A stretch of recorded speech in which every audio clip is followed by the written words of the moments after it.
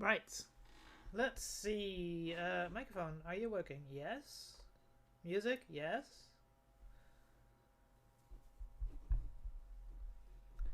It looks like everything is working. Right, alright. Let's have a quick gander because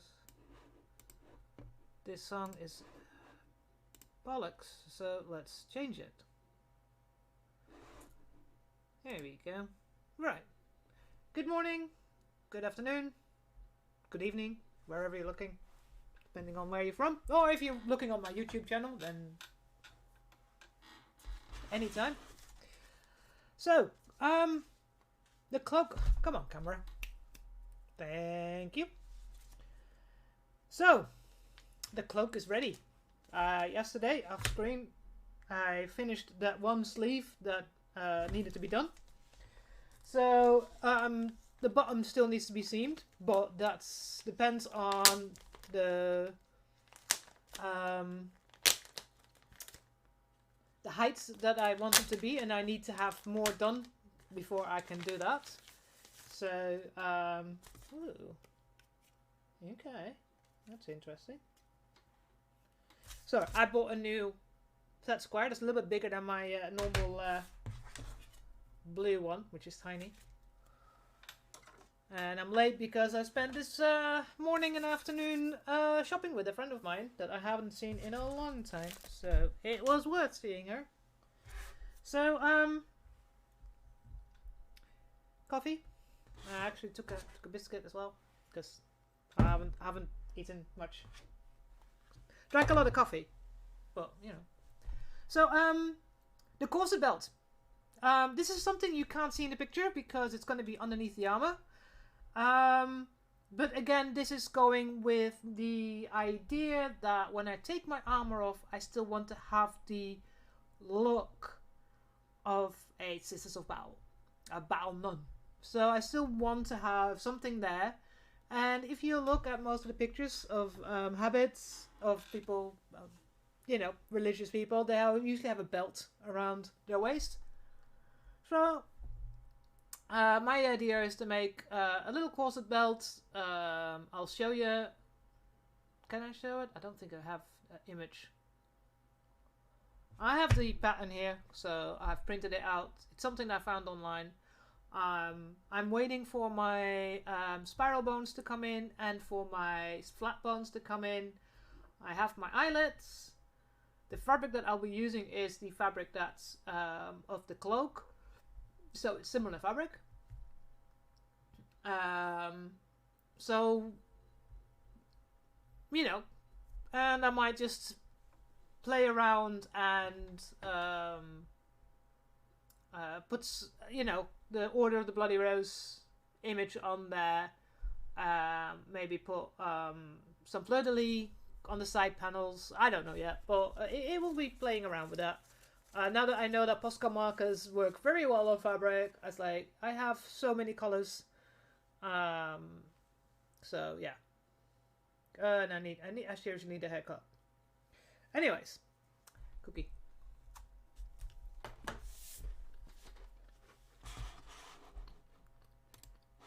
Here we go.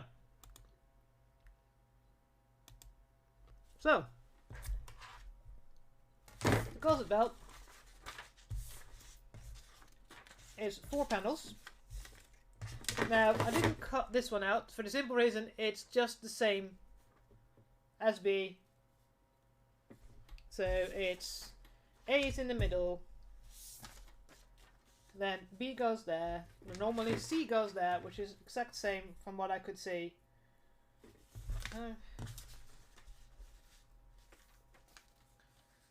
Hold it against the lights.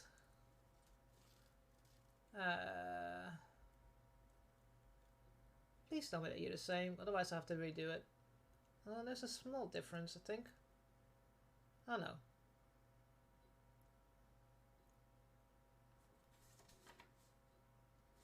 Are you the same or are you not the same?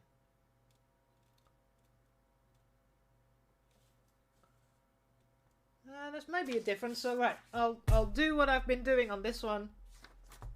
So it's B and then D at the end, so B, C, D, E. There we go. and then repeat that, because A is going to be on the fold, so it's going to open up double. These are all the small bits. So the problem is, I bought this pattern, or it was free, and it said UK size 8 to 18. Now, I'm normally a UK 14 to 16, so I thought, that should be fine, even if it's, full back.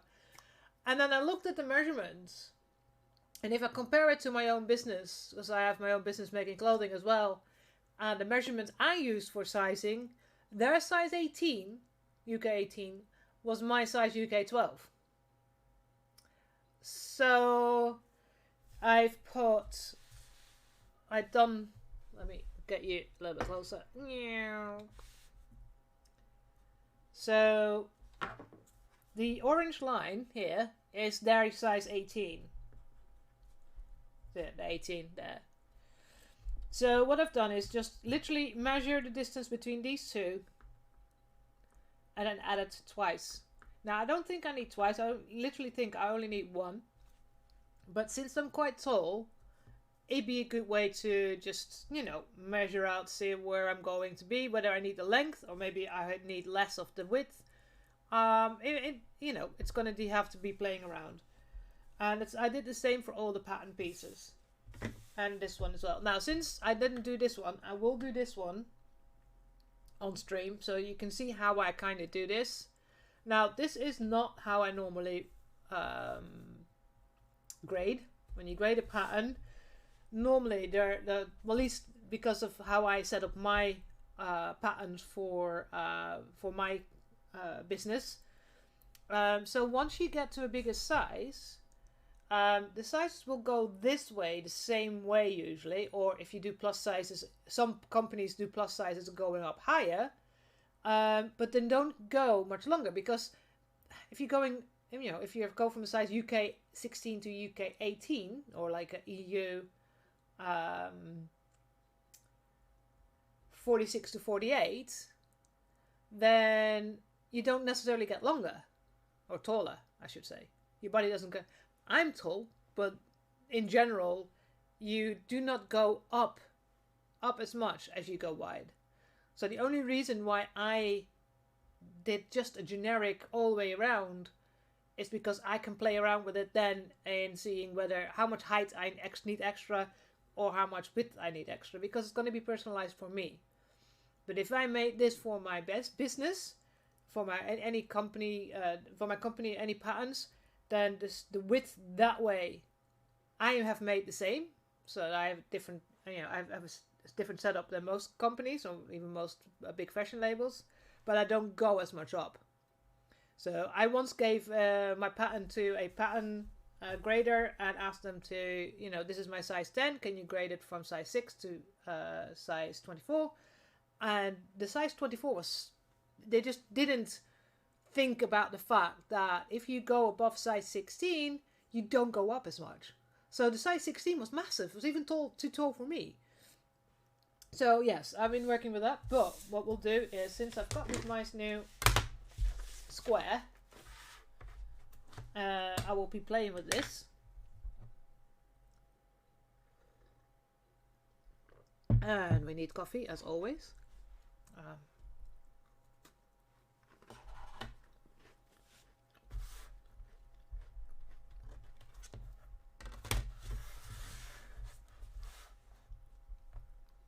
Let me see if I can get a little bit closer. There we go. So one of the things I do is you can see the lines here, so I'm taking the line and holding it against the straight line that's there. And then I look at the distance here and the distance to there. Now, it's not, let's go here for a second. Let's see.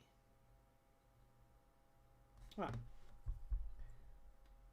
So, funny enough, this size is 4mm. This one is almost 5mm. So, okay. Normally, from size 16 onwards, the sizing slightly changes. So I will make, okay, 2 times 5mm. And I will do that a little bit lower as well.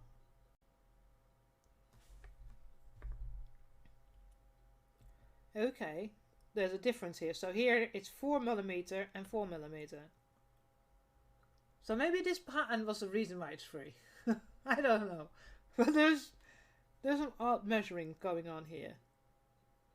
So right, well I'll add 4, so 1, damn it.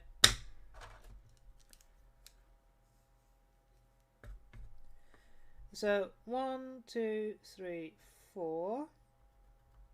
1, 2, 3, 4. So just 2 and 2 there.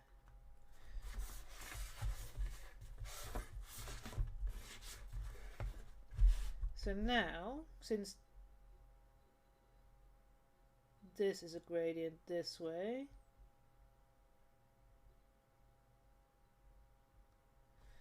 alright, so 1 line,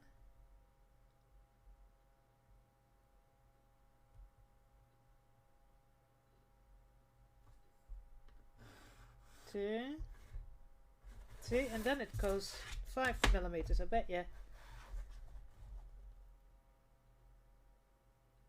Yeah, never mind. Let's leave it like that. So doesn't have to. I mean, since I'm going to change it anyway and make it personal for me, so let's do the same thing on the other side.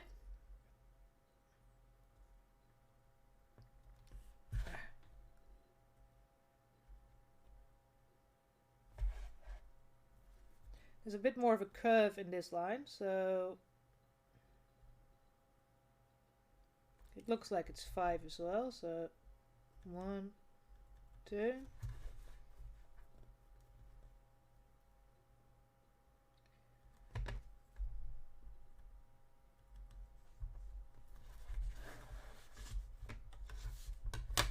Let's do that here as well.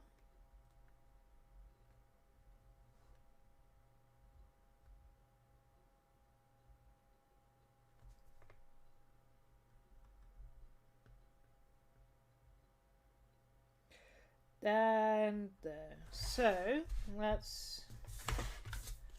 seems to be a straight line, but not there. So let's make this a straight line.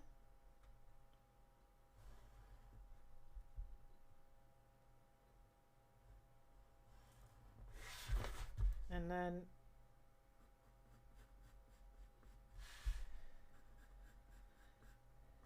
I can't draw to save my life, like I said before.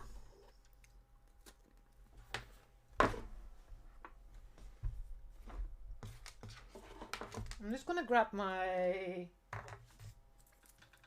sewing one.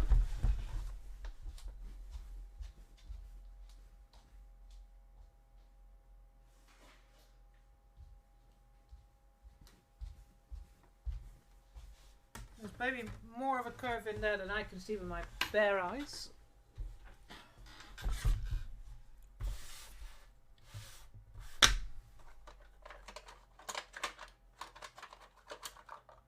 Why can I not? Oh, there it is.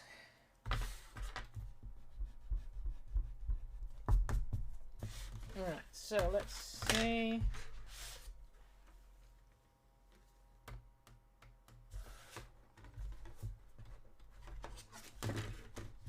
Is there a bit of a curve? Yeah, a little bit. So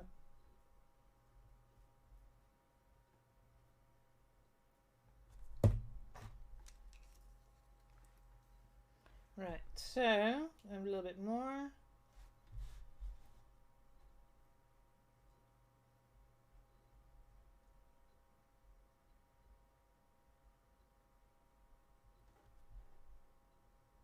No, come on, let's find this right.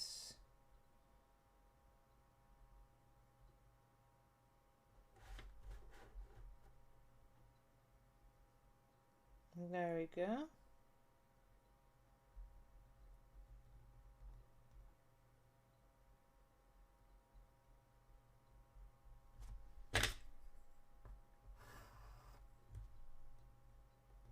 Doesn't have to be perfect because I will organize that myself.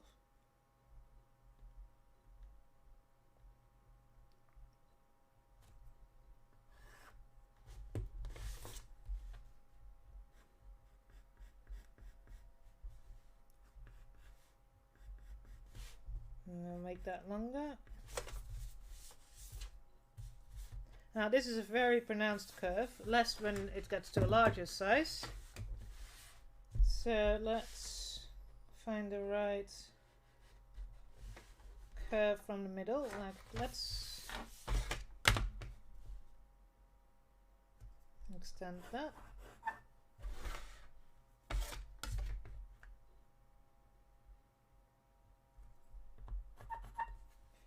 So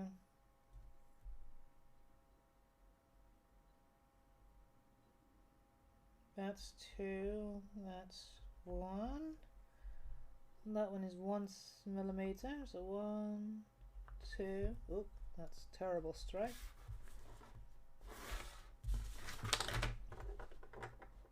Let's find the right curve.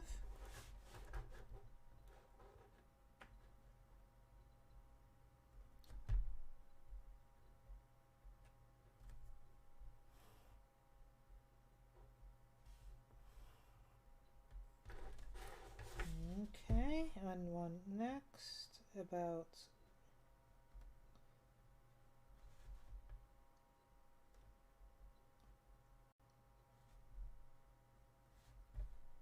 come on, let's find the right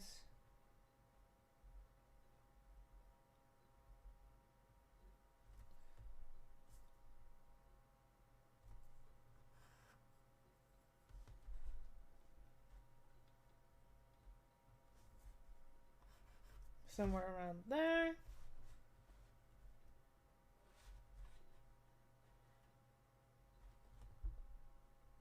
And this one, same.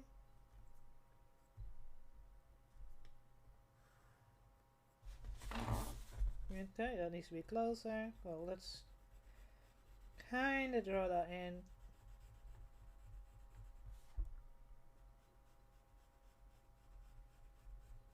There we go. It's so small, I might as well try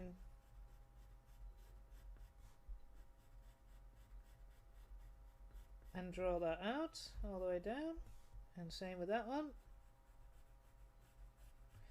There's no seam allowance on this pattern.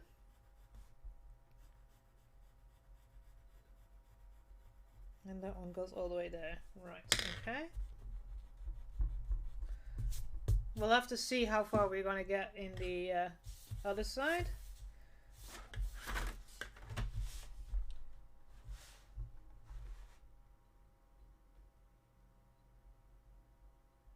Somewhere around there. And then straighter here. And the same on the other side.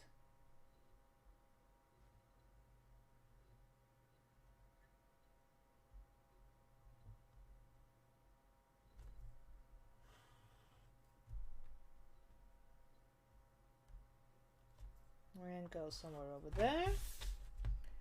Again, it's not perfect, doesn't have to be, because I will be making the measurements completely for myself anyway. It's just so I have a bit of an idea how much I have to cut off. Is this straight? No, it's not. It's got a slight curve until about there.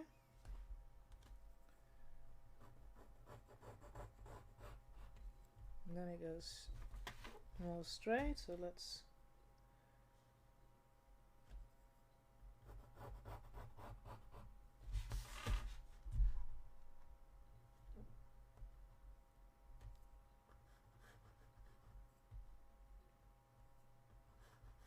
there we go. That's guesstimate somewhere around there. Let's put that back in its place. Right. So let's cut that out.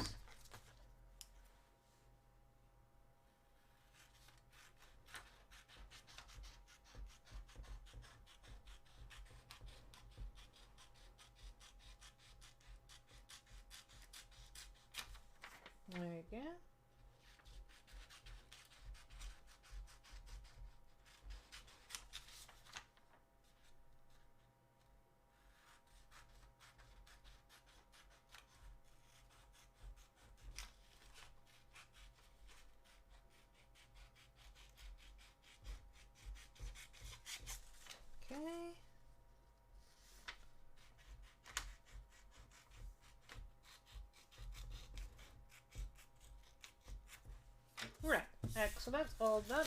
Let's move you up a little bit. So, oh, that's my thread if we're getting to the point where we can start sewing.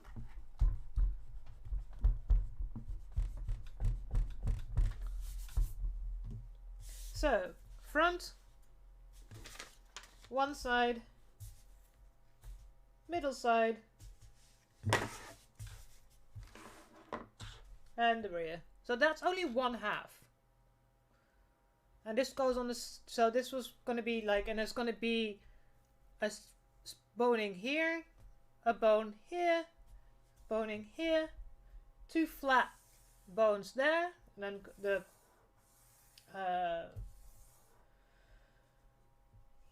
eyelets go there, and then there's going to be a vertical on a slant. There's going to be a spiral bone there.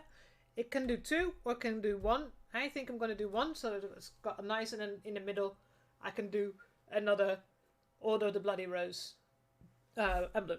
So I'll quickly take another bite of my cookie. Hey, Onion! Yeah, well, I'm not sure about halfway there, but we're slowly getting there.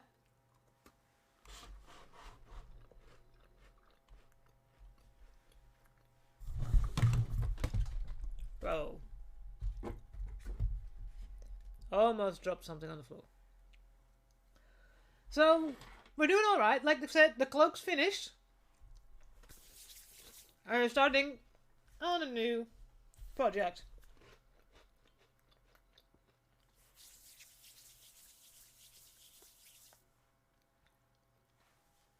Well, that's true. I'm not sure if I might as well play.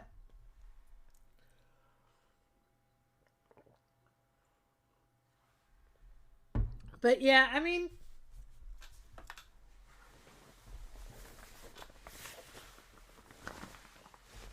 here's the cloak. So the neckline has been fixed. Sleeves fully done and seamed. Come on.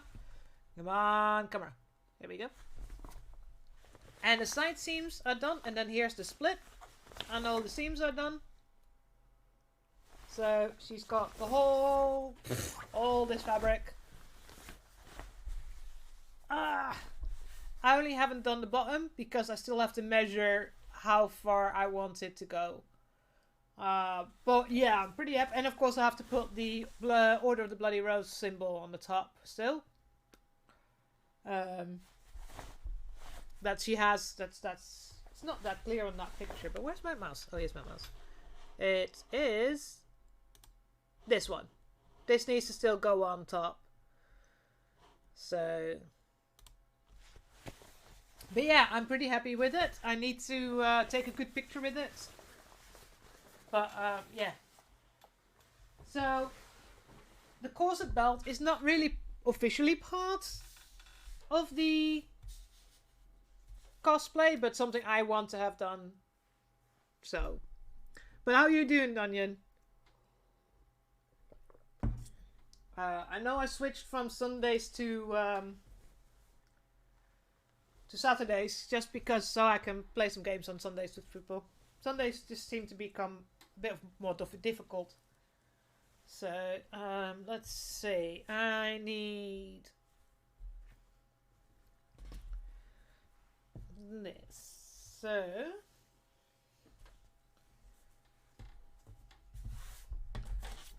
is this big enough? Yeah, absolutely big enough. So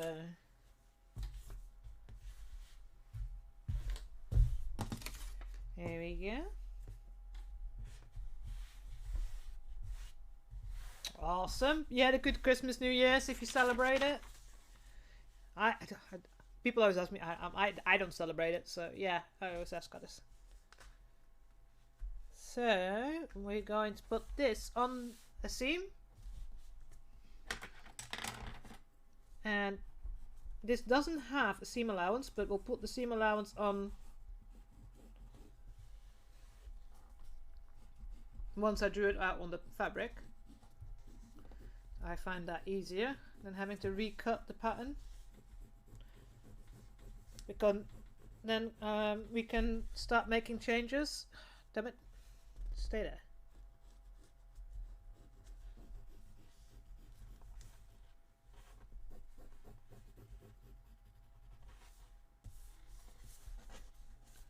There we go.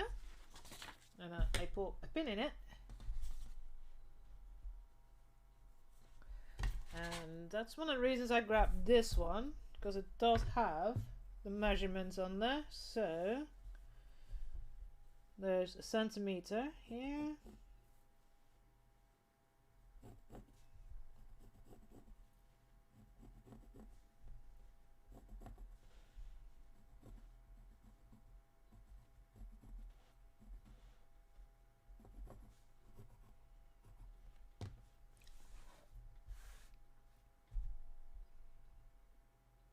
Ah, you didn't get much sleep. Oh dear.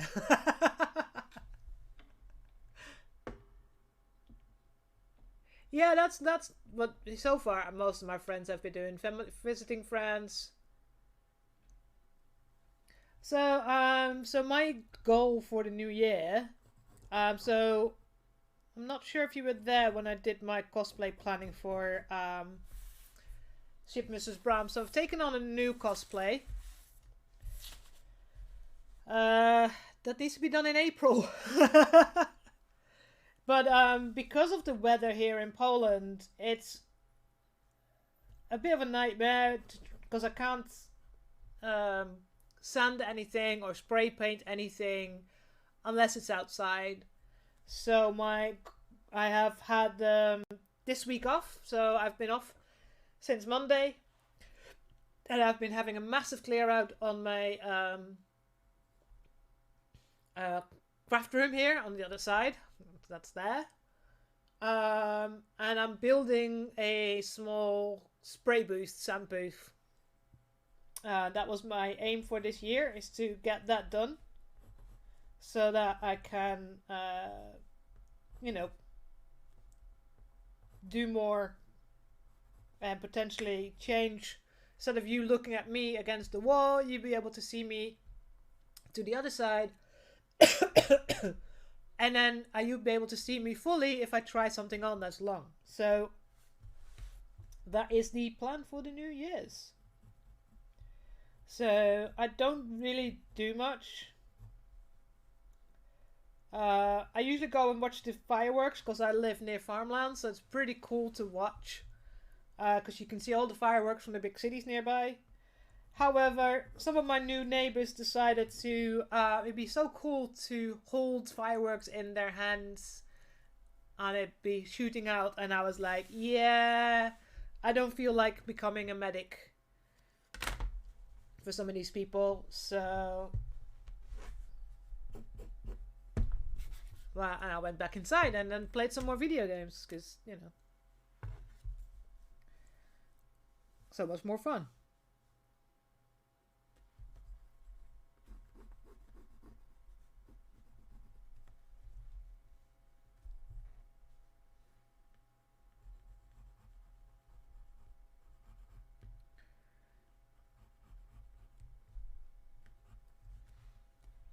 Yeah. Oh yeah, there we go.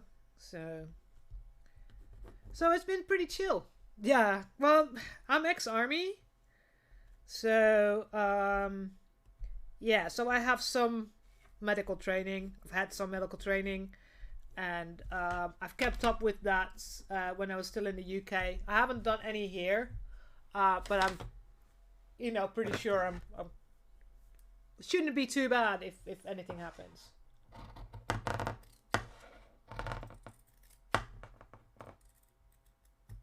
I also have an extensive first aid kit in my house. And I think I'm one of the very few people that actually has a fire extinguisher in their house. I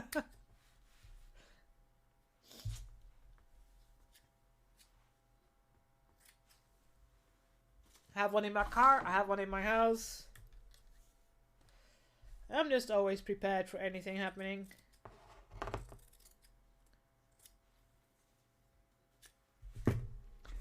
So that's A. A done. You go aside.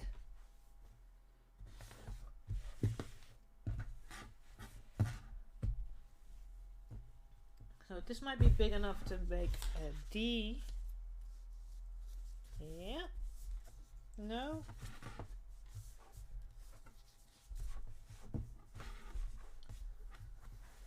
Come on. That's...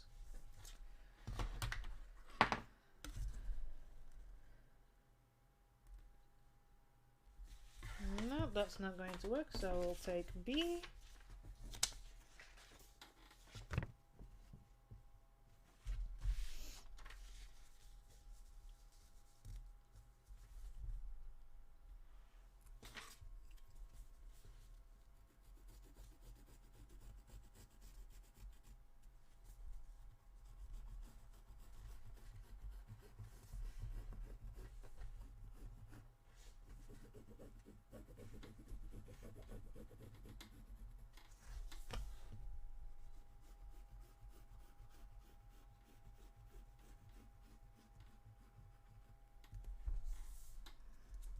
Okay.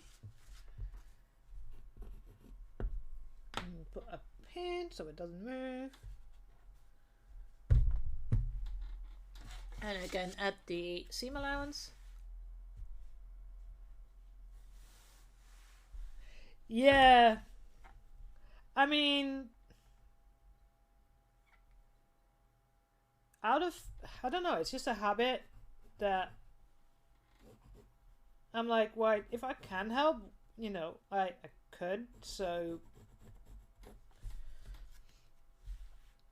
And for hiking, I would also look into getting things like tourniquets. You can have DIY tourniquets these days, and things that you might need to, like, stop serious bleeding, stuff like that, so that you, when you get to, you know,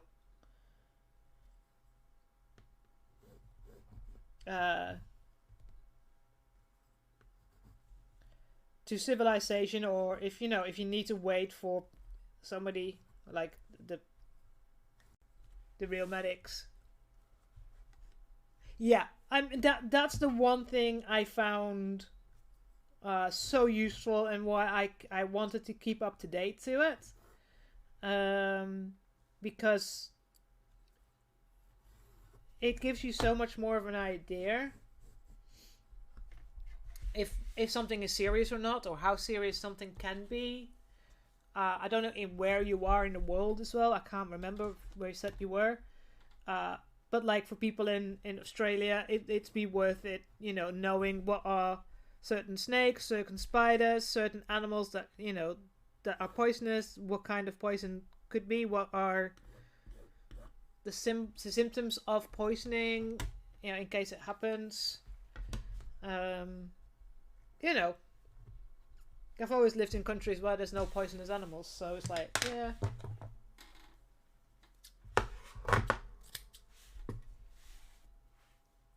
That's B, you go there. But yeah, there's so many advantages of knowing. I was at a what they call a hackathon for startups, and one of the startups was a CPR device that you put on the body, so you know exactly where you put your hands. I mean, they were doing like generic questions for people, like, right, most people don't want to do CPR because they're too worried, or don't know how to do it. And I think I was the outlier in exactly knowing how many compressions, you know, how to do it, how to check it, and yeah, I was like one of the few people that knew exactly what to do. And then afterwards I said, well, yeah, I am ex-army. I you know, it's something that I have learned in the past. So and they were like, yeah, that makes sense.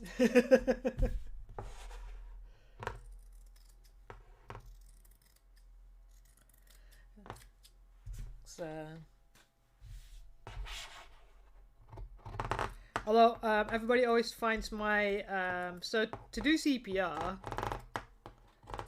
you have a particular rhythm that you have to do. And in England, there's been or in the UK, there's a charity that's been doing commercials, and it's to the song "Staying Alive" from the Bee Gees. Now you can use many songs because there's many songs that have that BPM, the beats per minute. My favorite song is "Another One Bites the Dust" by Queen. And always people find it a little bit macabre, but it's like, yeah, Another One Bites the Dust, and then people are like, why that song? Because I know it better than the Bee Gees song. Hey JJ, welcome, come in. Thank you for the look. So, and now turn this around and make the seam allowance here.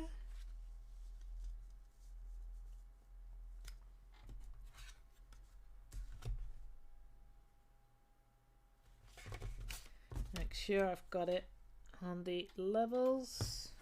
I think I've got it pretty much a little bit lower.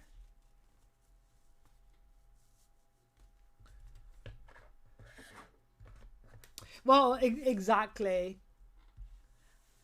Hi JJ, yeah, we've been right. Like I said, we're like I show on the channel, it's like we are starting on something new. We finished the cloak, and I will have to probably take a picture tomorrow with the red undergarments that I have, you know, and then it looks a bit like how I want it to look. So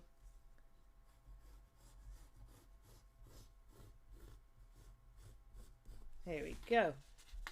Right, that's B done. So we've got A and B now.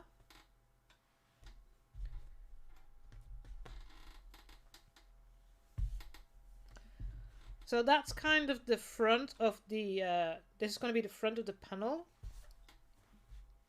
And I have a feeling already that it's far too long. So we'll have to organize and change that. So, and then B goes there. So slowly getting there. So let's get to the next one, next piece.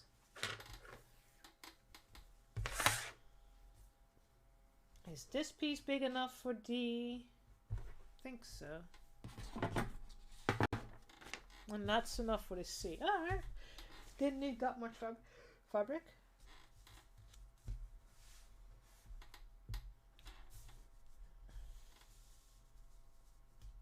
There we go. Go move a little bit that way. You don't need that much. Here we go.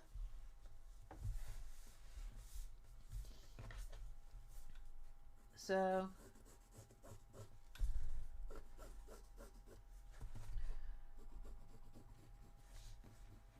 also, Jojo, you had a good New Year. I know England is always full of fireworks. They're pretty big on fireworks there.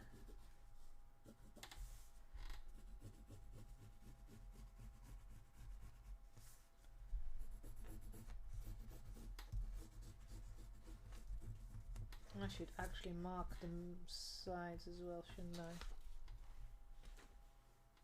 I? And put a pin so it doesn't move. And this is D. And where's my... Here we go. I had to find it again.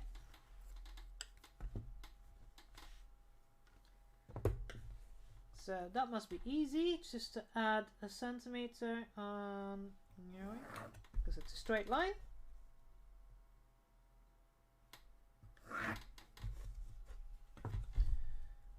And a centimeter there.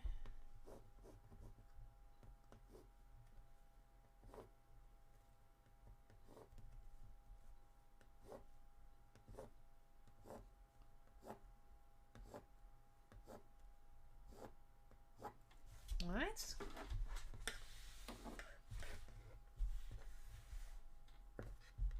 No. But I said I was on my own for Christmas and New Year. All my family live in other countries. So I have family in Sweden, Netherlands, Belgium, and I just have a hatred for traveling in this kind of period. So I just prefer to stay at home and play video games in principle. I've played some more Dark Tide with friends. So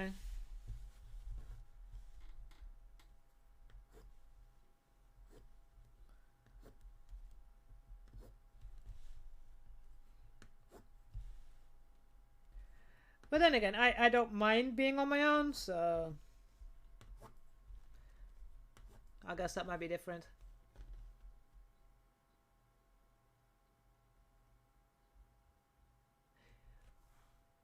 Yes. So the most important thing with doing CPR is the compressions, because the blood is what brings oxygen in, and by compressing the chest, you actually compress the lungs as well, so the lungs will actually kind of get extra air in as well. So it's not like it's always better, especially with COVID, to just do the chest compressions and check every 30 compressions to make sure there's still no heartbeat, because that's what's put the oxygen through. So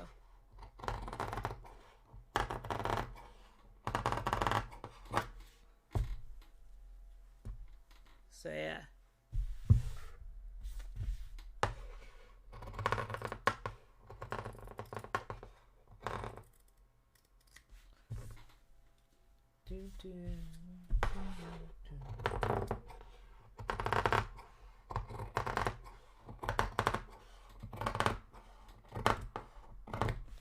There we go. That's number D, not number. I have to mark the stitch line.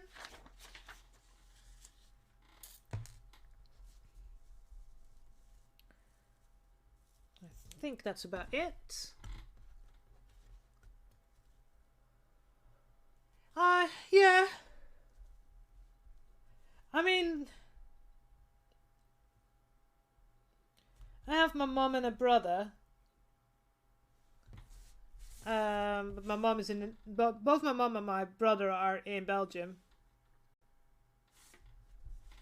I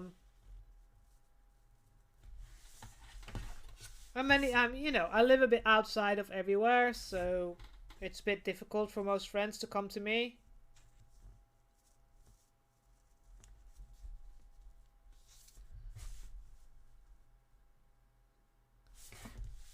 But most of my friends are all online. I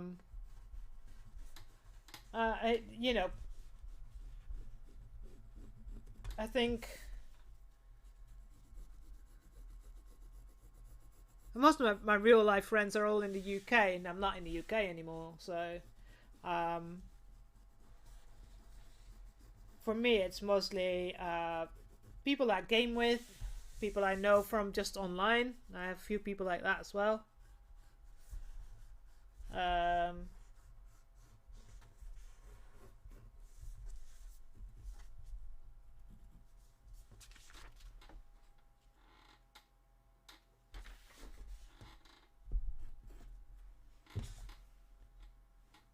Okay, that's D.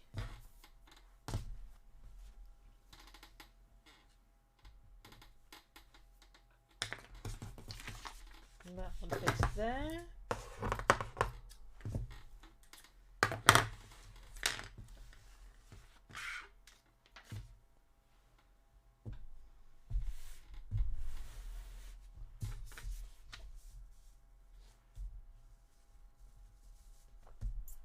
That's why I spent most of Christmas and New Year just playing video games online. And did a few streams.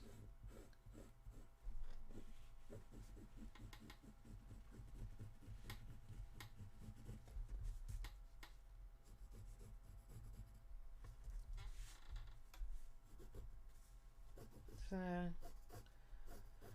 and mostly I've been planning cosplays, contemplating, and planning, cleaning. A massive clear out of my craft room. So yeah.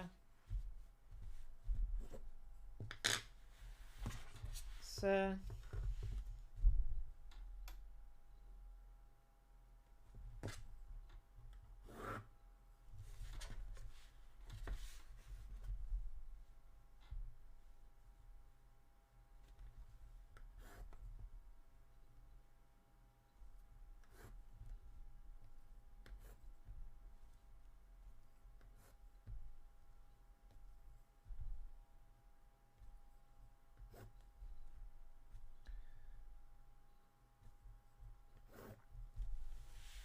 I wish I could see my mom more, but because she's got leukemia, so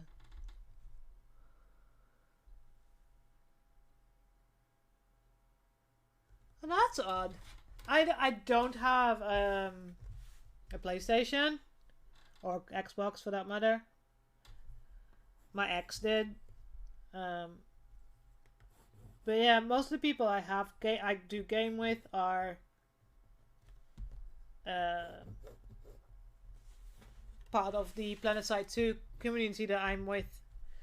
I mean, if you want to play a game that has a large community to play with, go play PlanetSide 2. It's a MMO, so it's a massive multiplayer, but it's an FPS, so it's not an RPG. Of course, I don't know if that's what you want to play, but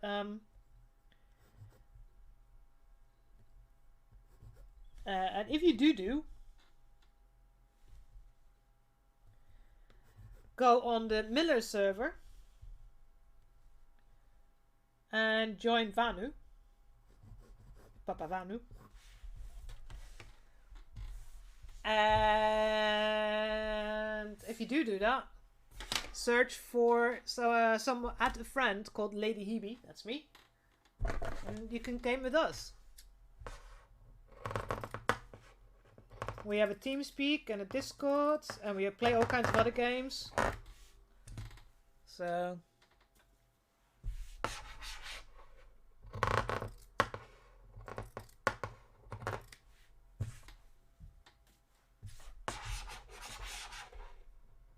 should buy some Fall Guys so I can play with Lucy sometimes.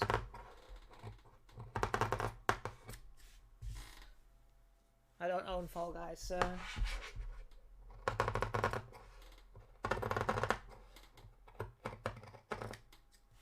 there we go.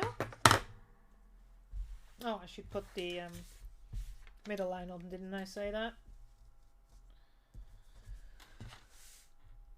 Ah, no, it's a PC. Sorry. I think they are on PS4, but not PS5.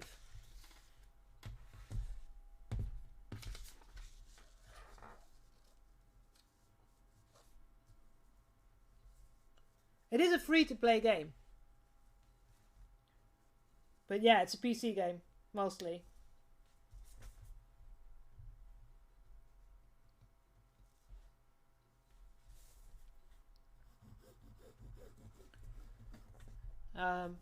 I do have a PlayStation in my room here, but it's a PlayStation 2.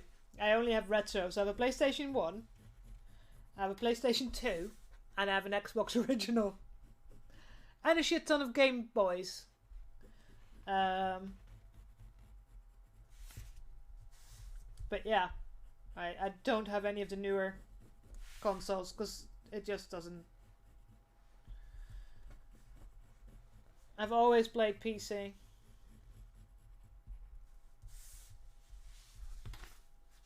There we go.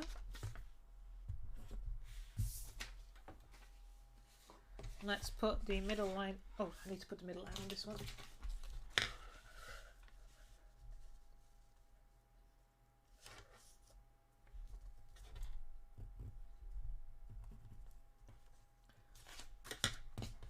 Because the thing is, the reason why Planetside has such a large community is because it's been going since 2012, 2013, something like that. So, and there's still people playing it, even though there's issues with it. It's not perfect. But where else can you play with 2,000 people on a server? You know, except for maybe World of Warcraft.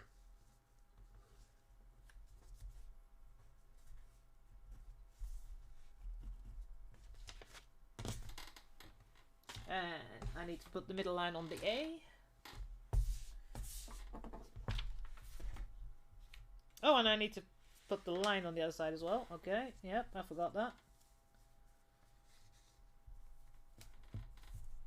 Middle line is here, middle line is there. And turn it around.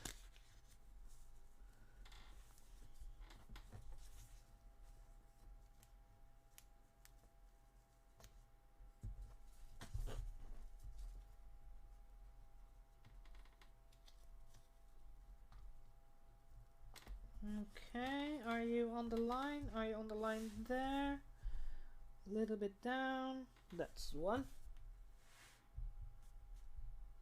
Oh, I've seen some of the what you call it?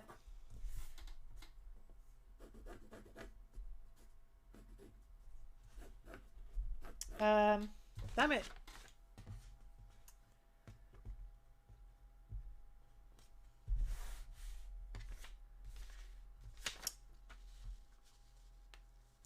You know, adverts, what you call them?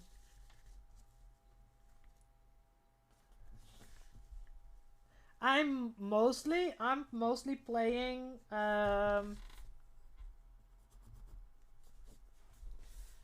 Dark Tide, of course,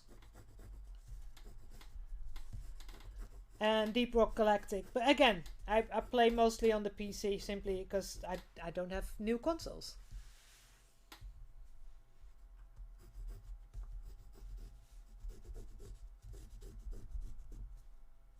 So, right, so that's all the pattern pieces drawn out. Now, and I already have a feeling it's going to be way too tight for me. Trailers, that's the one. Just couldn't get to that. Yep, I meant trailers. Now, this is supposed to be the front.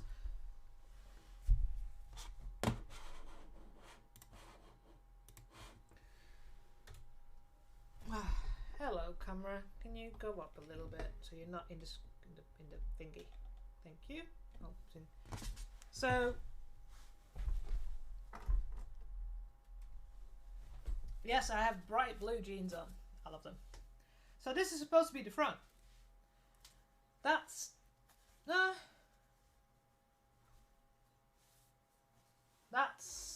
yeah, it's too tall.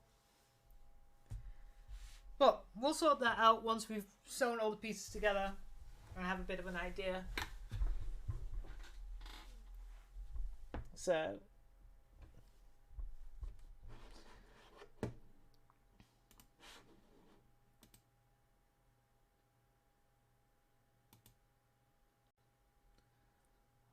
right, so I need to redo my sewing machine.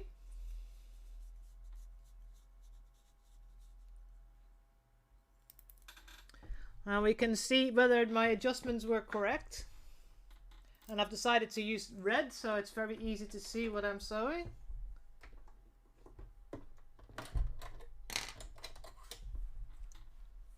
Camera, stop fidgeting. Thank you.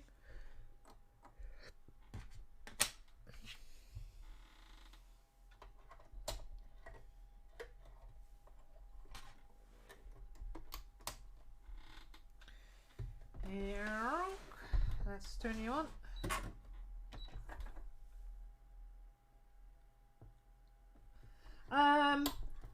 I have a tendency to wear bright colors.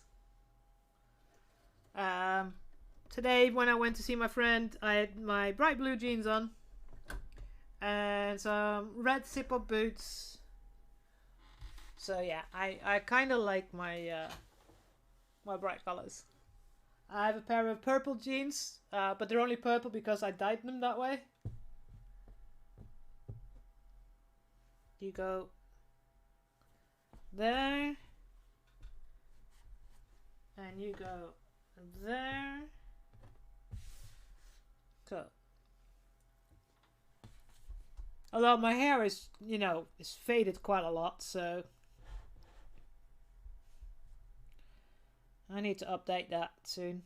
I've ordered some new paint, so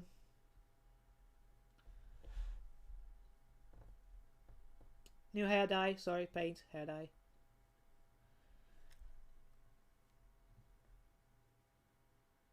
Yeah? Yeah. I just love bright colors. Although I do have a shit ton of black. But that's the fault of being a metalhead. Because most of the bands that I follow, all their t-shirts is just black.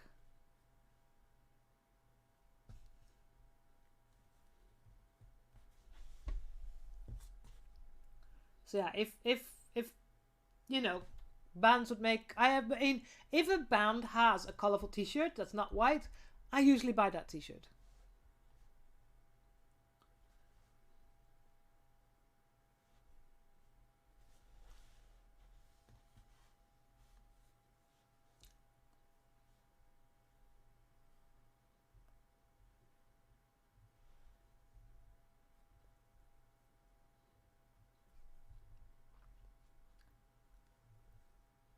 Yeah, it's like I have 1, 2, 3 and a bit stacks of black band t-shirts, and I have maybe 3/4 of a stack of colored band t-shirts.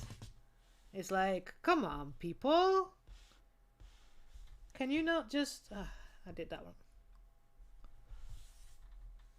Yeah. Because don't forget, I've been going to concert for a long time.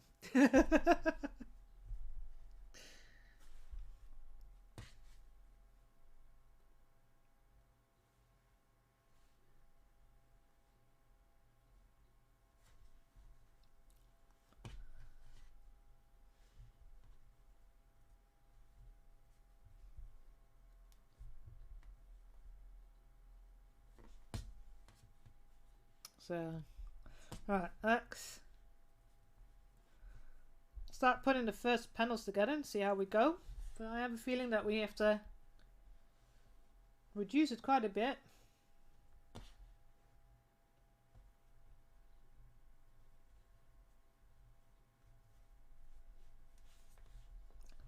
How? There we go. And the other side.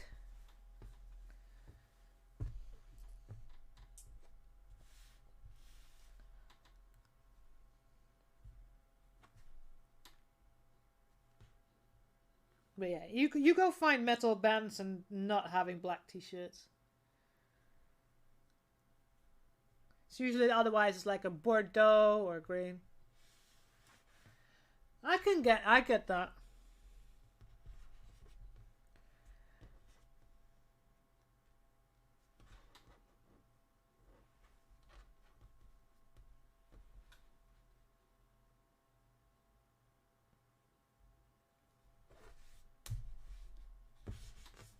Right, hang on. This is other way around.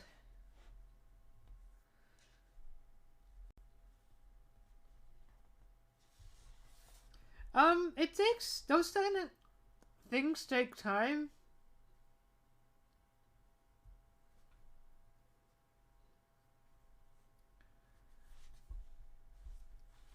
I mean, for me, I have a tendency to go on my own. so that, you know, I can just be in my own little world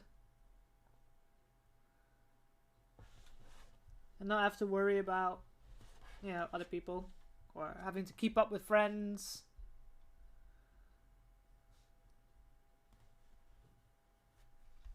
Right, let's put those together. Oh, I have a feeling my coffee's already cold.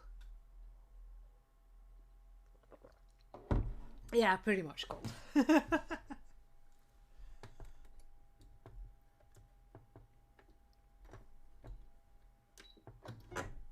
Right.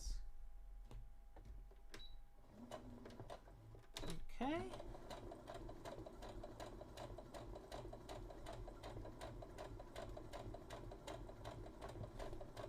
Concentration phase, sorry.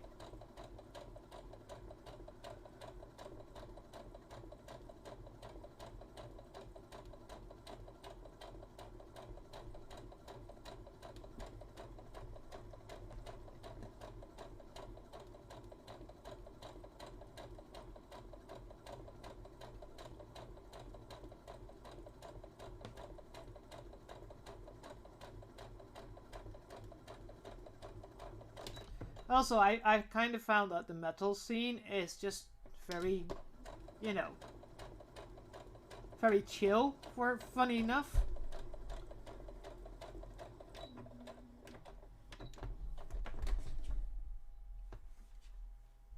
That's about it. It's not perfect, but that's fine.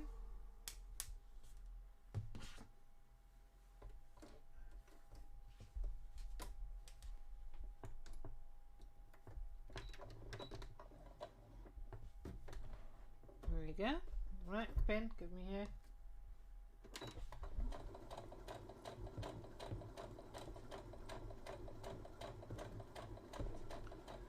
This is just a mock-up.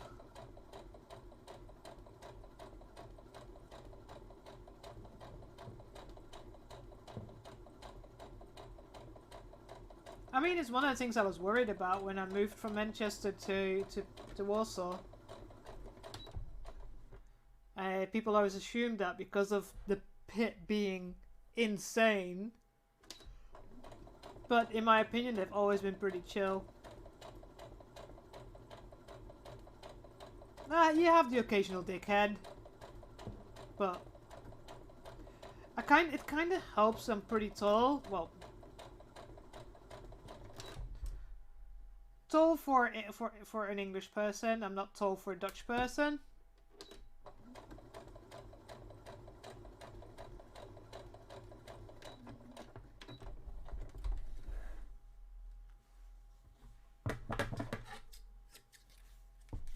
There we go.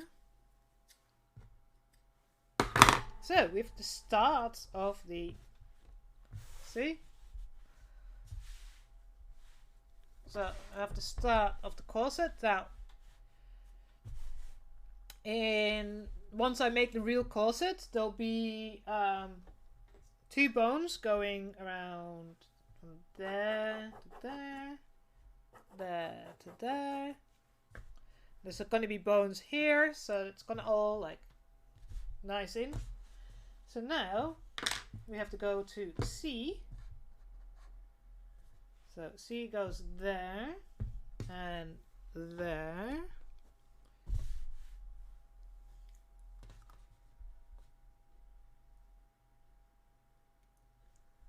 And there.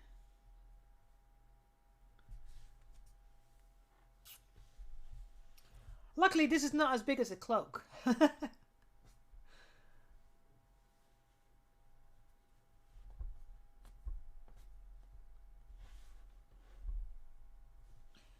However, with the bones, it's going to be slightly a bit more complicated, but not as bad.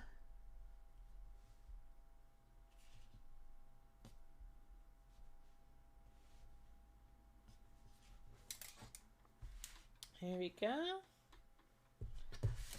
And C on the other side.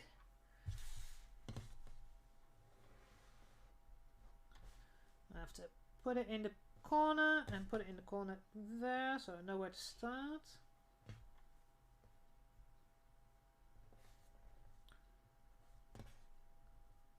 There we go. And on the other side, push through the corner and the corner there.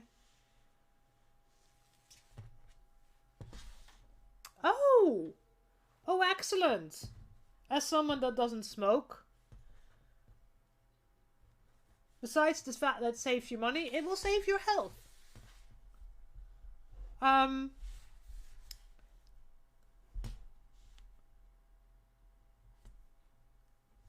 So somebody that's my ex used to smoke, and I think he now still vapes. And his way of looking at himself was as a smoker that didn't smoke. I don't know if that might help you, but I thought it was an interesting way to think about it. But yeah, he was smoking, then stopped, then started, then vaped.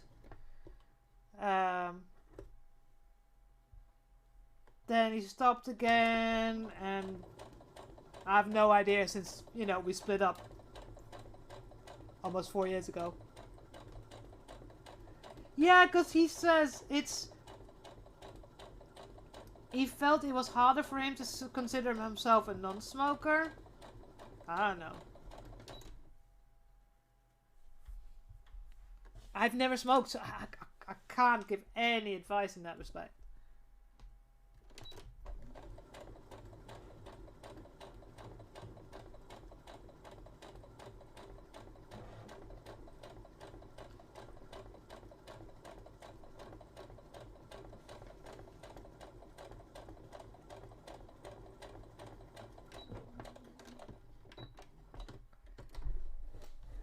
Yeah, I mean, I think he still vapes. I don't know. It's just that so his dad had like a hard triple hop pass, something like that, and it scared him. So then he stopped smoking again, and then he started smoking again. And like I said, I've never started, so I don't know.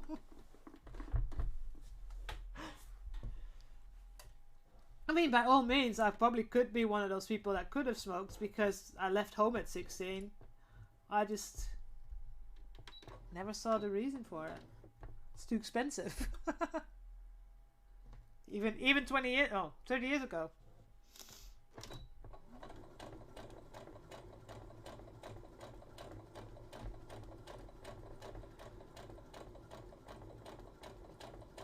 So we're going to the second of the back side panels are on now. Well, yeah. Listen, there's a reason he's an ex. You know?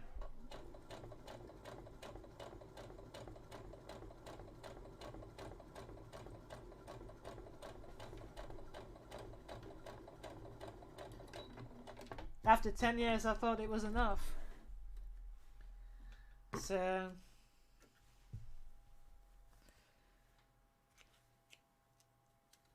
yeah. Right, here we go. So, this way around. So no, it's that way around.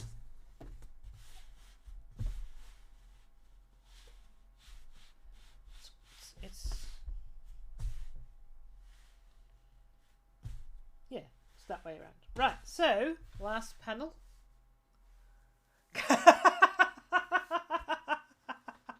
Oh, onion.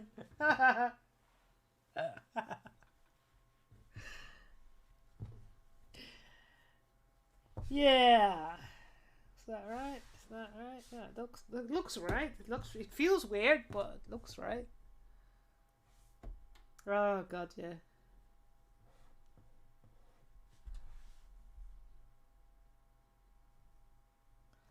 But yeah.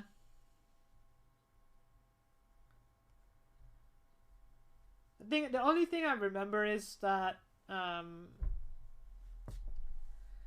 when he vaped, so when he smoked, he wouldn't be allowed to smoke inside. But when he was vaping, he would say, "Yeah, no, I can vape indoors. It's not dangerous." And I was like, I had this cough that I couldn't get rid of while I was living with him when he was that. And since I lived now on my own, my cough is completely gone. So his indoor vaping definitely had an effect on my health. But yeah.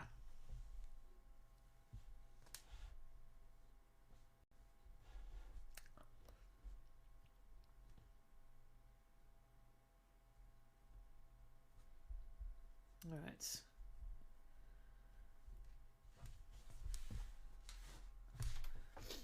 So, I'm wondering.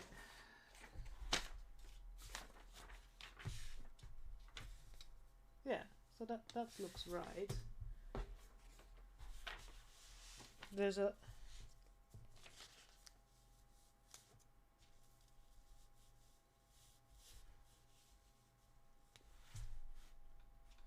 Yeah. No, that's fine. That's perfect. So... Yeah. No, it's... For a minute, it felt like it was the wrong way around. But no, it's fine. It's correct.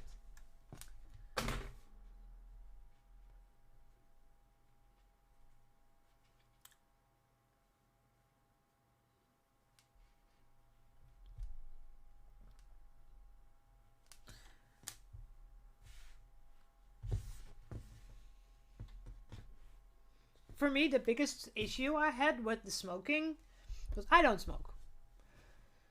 So, since you can't smoke indoors, so if you go to the pub or anything like that, he would like go outside to smoke, and he'd be gone then for God knows how long, because he'd be chatting to his mates and everything. And in the meantime, I sat there, you know.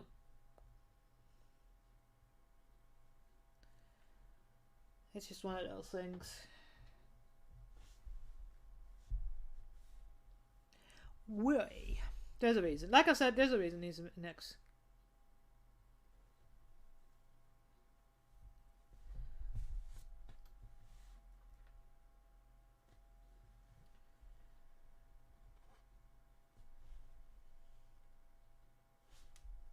And I'm at the age now that I'm like, can't be asked with everything.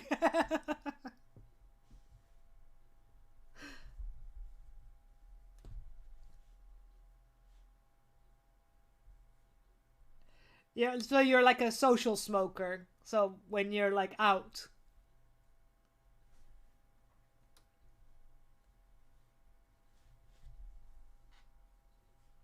Yeah, I know people.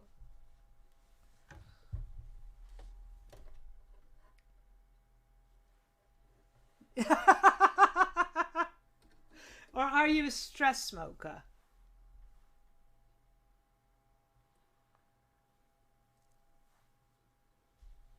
Yeah, well, yeah.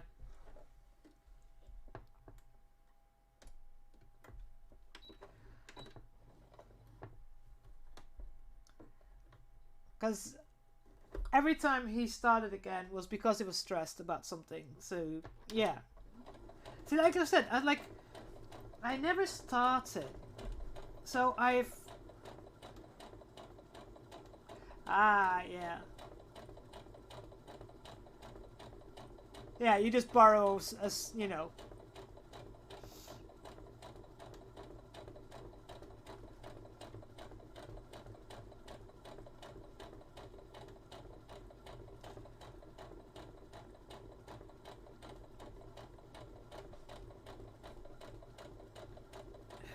Right, come on. Maybe put it a little bit faster. This doesn't have to be as perfect at the moment. Oops. Yeah, I hear that from a lot of people, that's when they smoke more is when they're drinking alcohol.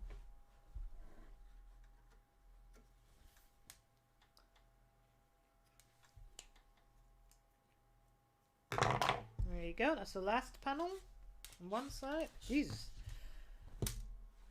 It may look like the normal size was fine.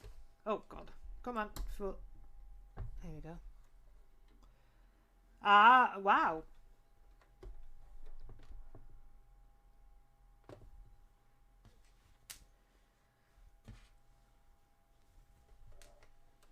So, isn't that unusual for Finland? It seems to be always like people talk always about the Finns drinking so much. When I moved from the Netherlands to the UK, people were so surprised that I had a tendency not to drink at all when I was out.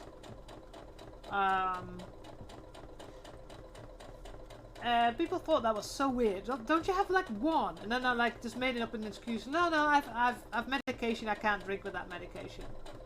Even though I wasn't on medication that I couldn't drink with, but it's just easier to say like, no, don't drink that. That's the reason why. Yeah. You're not liking the sauna? I think that will make you the biggest podcast. See, I don't like beer at all. If I drink any alcohol, it's either a mix of something, and it'd be like rum.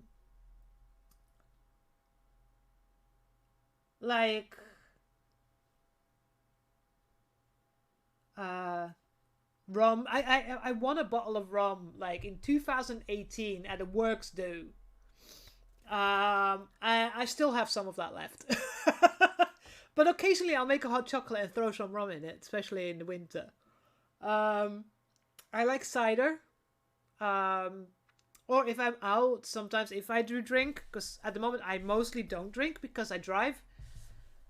So that it's like, it's no use. Because I live so far away from everywhere.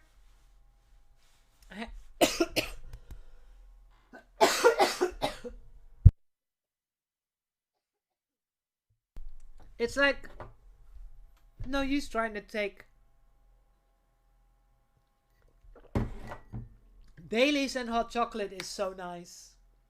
I did buy a bottle of Baileys for Christmas, and it's still half full. So let's see. Now this is the reason why I want to change.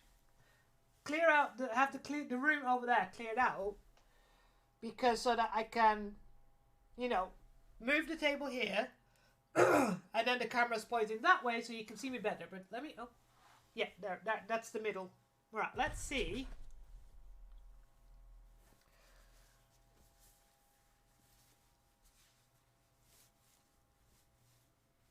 Actually, size-wise, it's fine. It's just, it's too high, as you can see.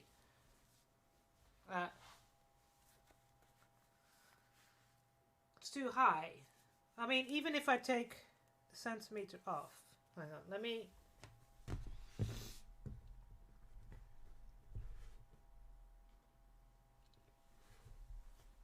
Let's take the Malibu. Ooh.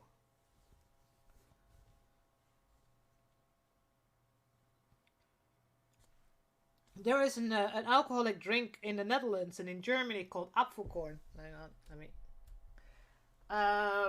that is one of my favorite drinks, but I can't get it here. So occasionally when I go to the Netherlands or in Germany, I buy a bottle and it lasts me half a year.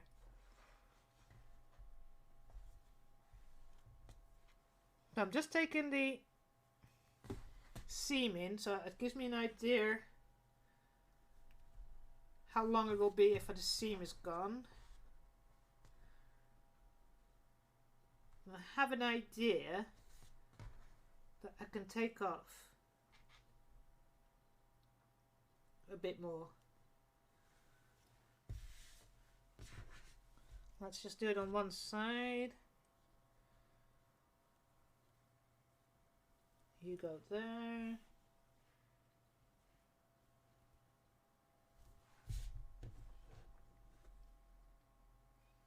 but around my waist is long enough. Malibu and pineapple juice. Ah. In one of the bars in centrum of Warsaw, they are like mostly known for doing mixes, like cocktails. And there's a time where I used to go out if I drank, because that was when I was still living in Warsaw, so I could take an Uber home. I really can't take an Uber home anymore without paying, you know, or the fact that they don't like going all the way where I live because there's no return journey for them, so they cancel the Uber often. So he once said, "Oh, what you want?" And then he says, I said, "Make me something fruity." And I got this massive glass full of like whatever it was with something alcoholic in it, and it was so nice. And I had to be so careful. So careful not to drink too much of that. I think that's one of the few times I went home at 4 a.m. as well. I'm normally not a social person in that respect, so...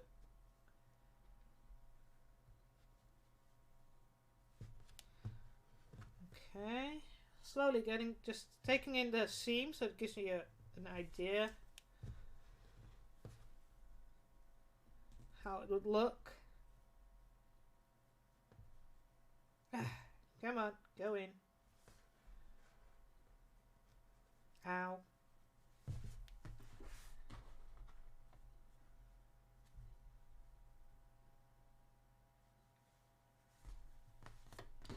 Right, and the last one. Right, let's see, once the seam is taken in, how... Hang on.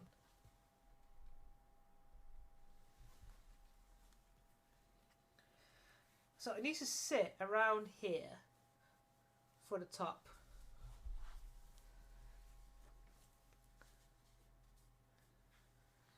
So here...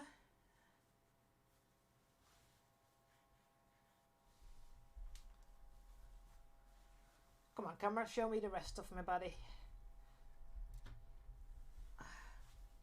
Actually, that's not too bad.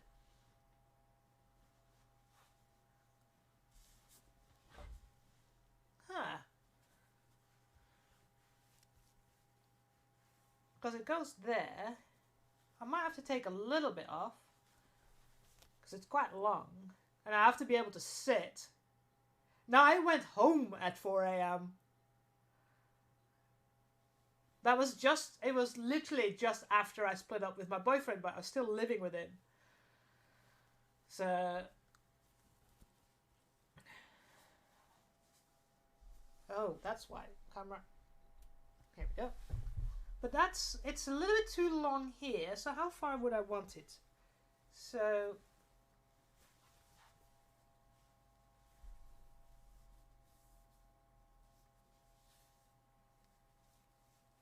But yeah.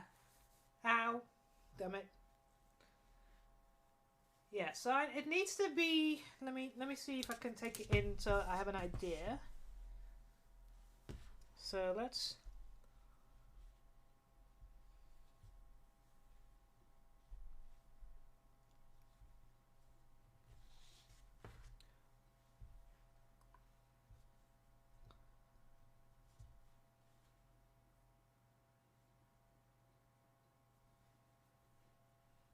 I mean, when I broke up with my ex, he was on... Hey, see, not talking to my belly.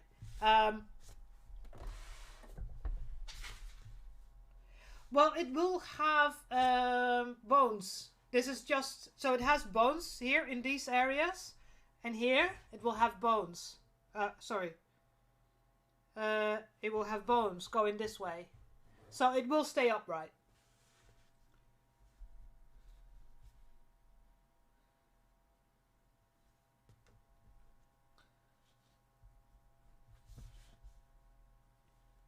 it's just having an idea of like length. So yeah, it will be, yeah, it will be straight. And this is very like loose fabric when I will be using the fabric from the hello, what's happening? Here we go. Using the same fabric from the cloak, and that's quite strong. And I'll be putting some interfacing on it so that it goes straight, stays straight, and then the bones will keep it even in place. So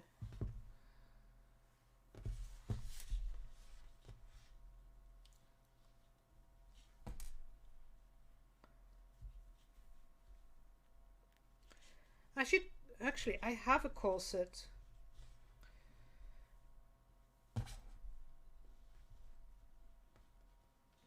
I could compare it to that.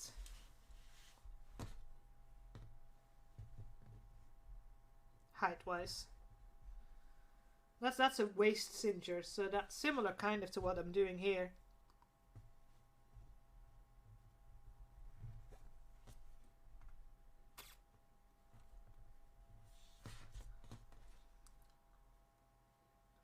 So I'm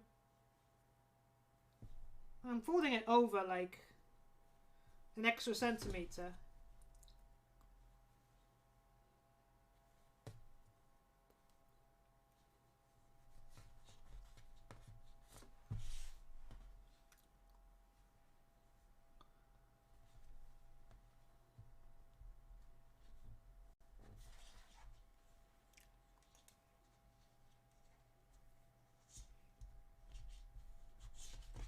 So that it's like, this is slightly smaller. Hang on.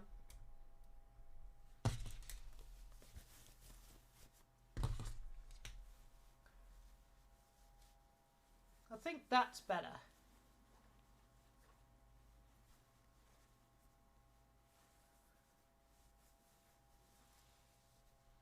Shall I?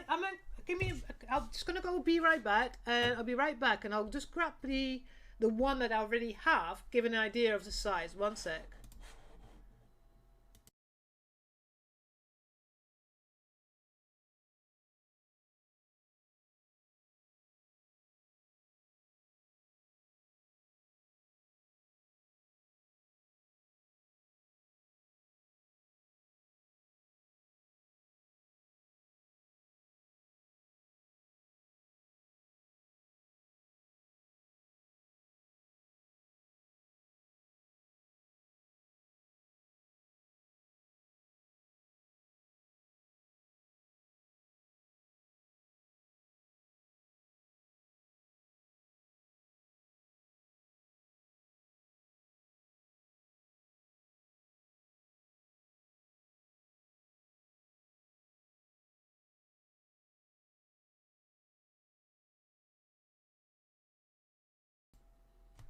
Right. So, why I call what I'm making a belt is because it doesn't have this. This is a busk. That's on most. No, that's true. So because it's got a busk on it, so it's got the opening at the front. That's why it's called a waist cincher, or an actual corset, or underbust corset. And mine doesn't have that because I don't want these underneath the armor, because the armor is, you know, going to be on top of this, so I wanted this to be smooth and not have any metal, and then the eyelets are just going to be like that. So you can see here, it's got bones in here, and that's how it will stay upright. So if I put this flat, because I know how this fits, and I want it to be slightly smaller than this one. Come on. You can see how it's like staying upright because it's such a the way it's been made. Okay. Yeah.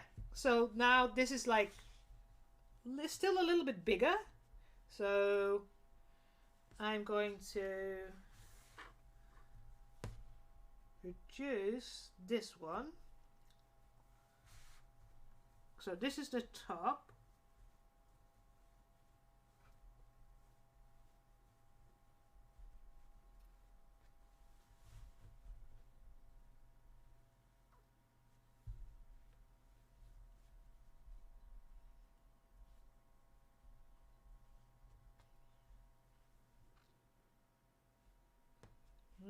Okay.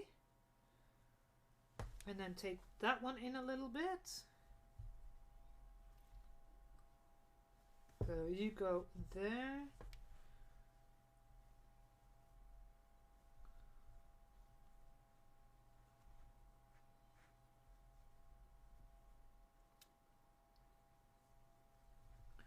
Right.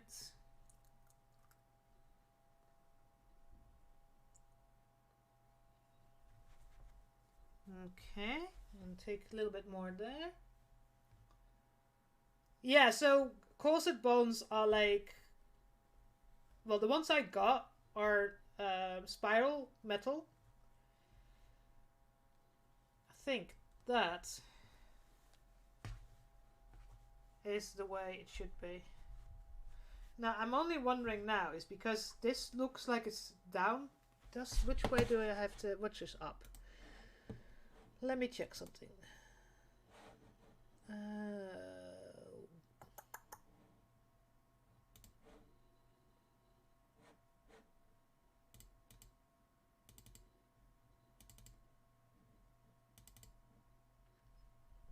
Huh.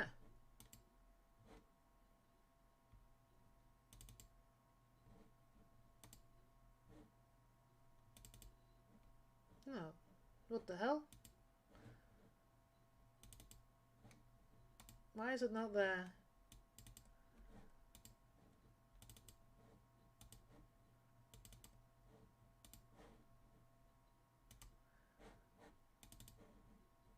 Oh, right. That's what it is. That's why, because it's here. Go on, computer. I know. Yeah, so the bottom bit is the longer bit. Okay. And it's not... Yeah. Okay.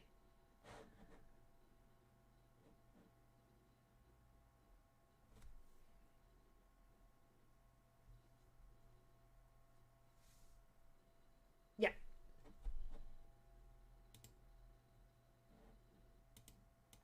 So this part is the bottom because it's... Let's have a measurement of... Where is it? Have I thrown them on the floor? Yes, I have.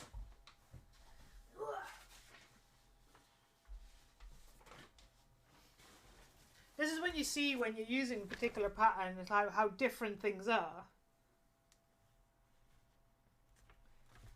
So I could... Okay. Right. So I can take off anything. Right. So their size 18, height-wise, is fine.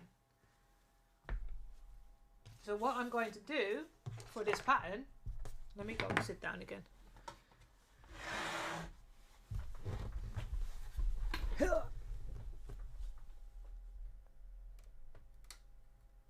Yeah, I'm not sure. Feeling these bones. Yeah, they're metal bones as well. I just had to feel. So this like literally, you could almost probably put it upright.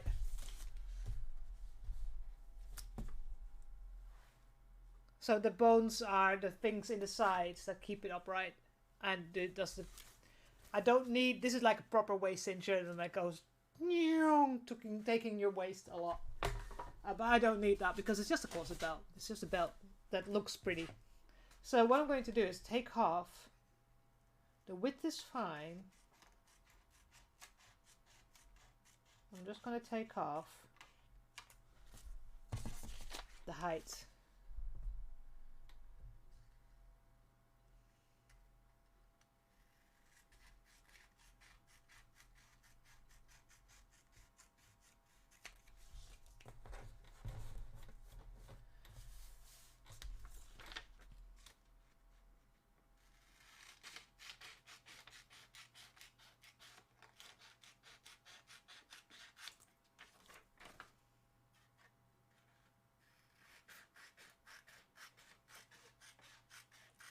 So the size 18 height is fine.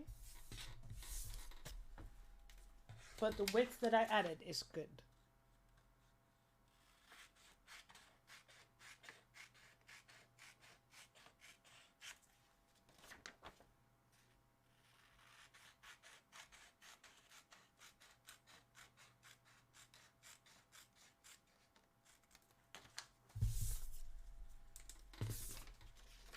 All right.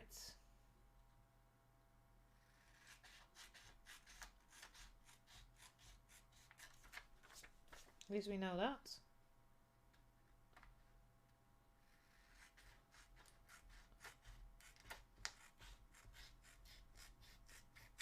There we go. All adjusted.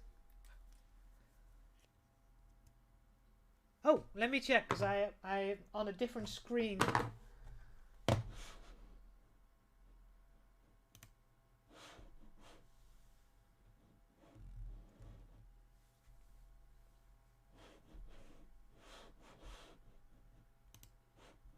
Doesn't show my messages on here, does it?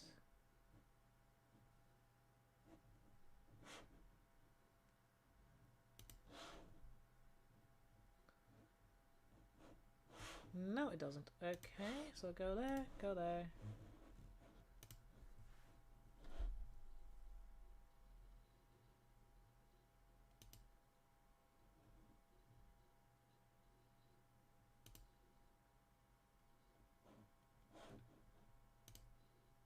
No, it's not showing up.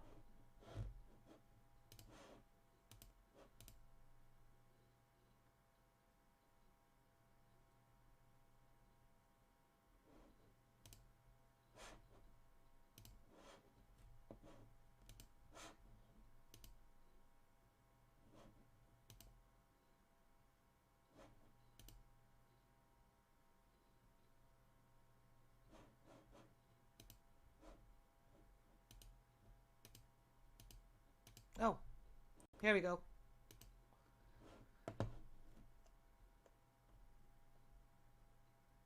I haven't had a message from you in a while. At least I don't see one.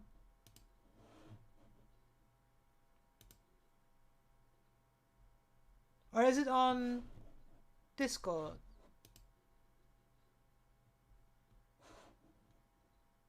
No.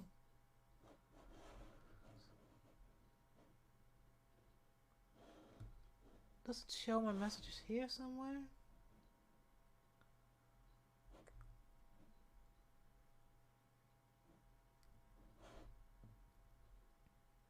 Yeah, I just looked on my Twitch.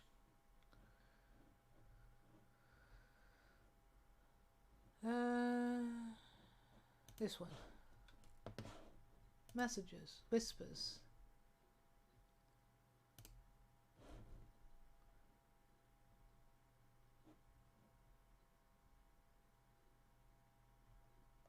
No, your last message is from the 18th of December on here, from what I can see.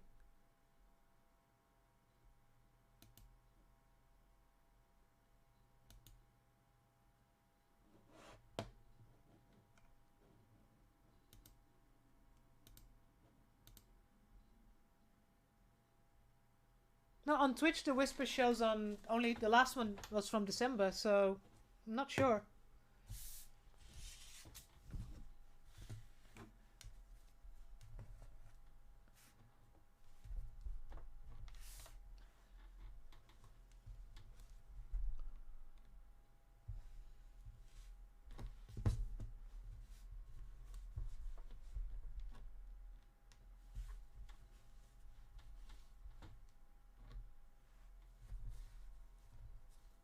Ow. Fuck.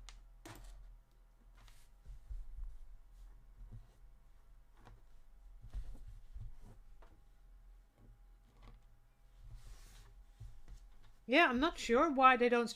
Maybe it's because I'm live now. The whisper should still come through.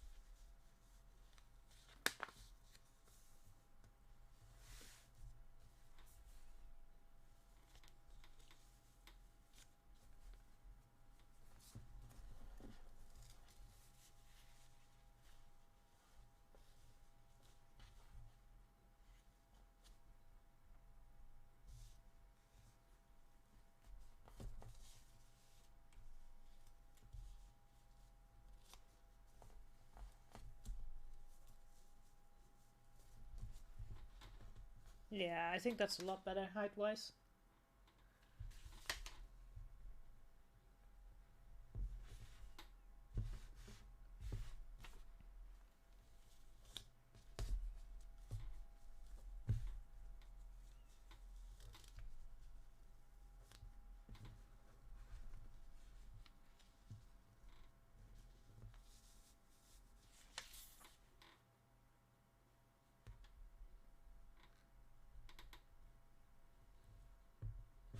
Yeah, because normally I get a notification if I get a message. So it's like,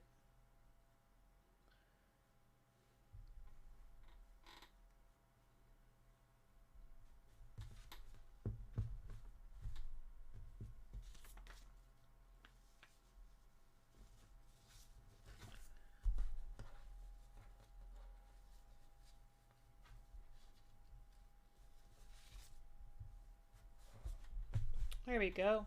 That's...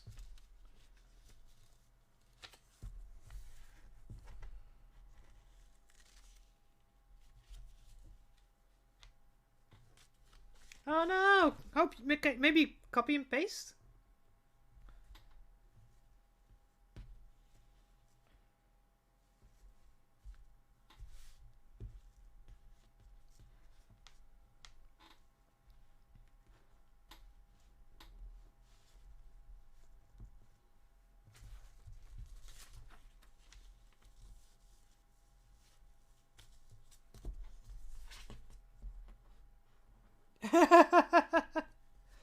No, I'll check again, but like, so go through and then just click on my whispers and it's like, there's nothing there.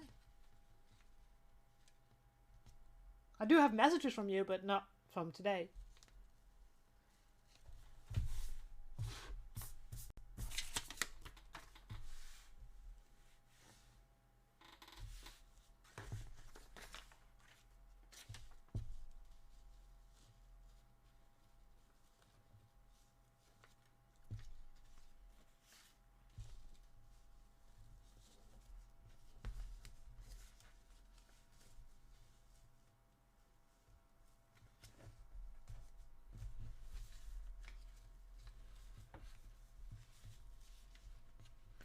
Oh! Yeah, like I said, I have message from you from December, but it doesn't say a lot. It said, oh, you sent it to the wrong person.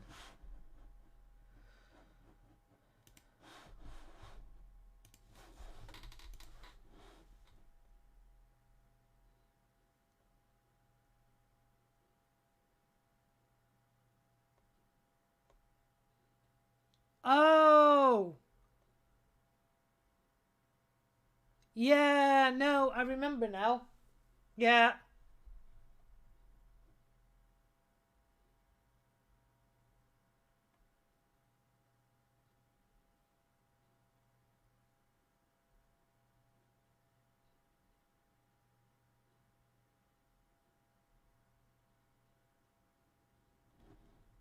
Yeah.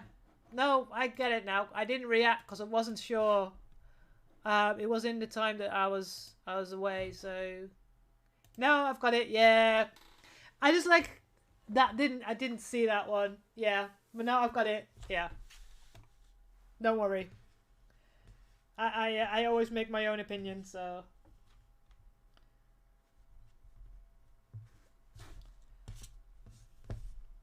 yeah. No, I know what you mean. Yeah. Sorry about that. My brain just didn't go there.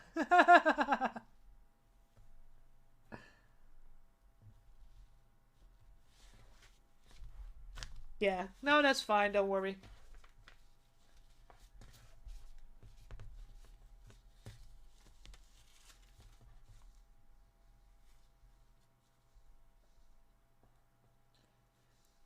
I don't spend a lot of time on Discord either, except for the one from Planet Side 2, so...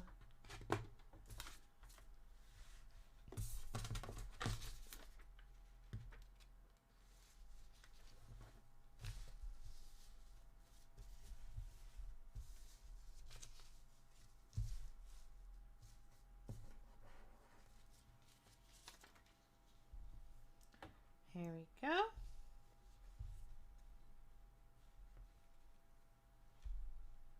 Yeah, no, I remember now.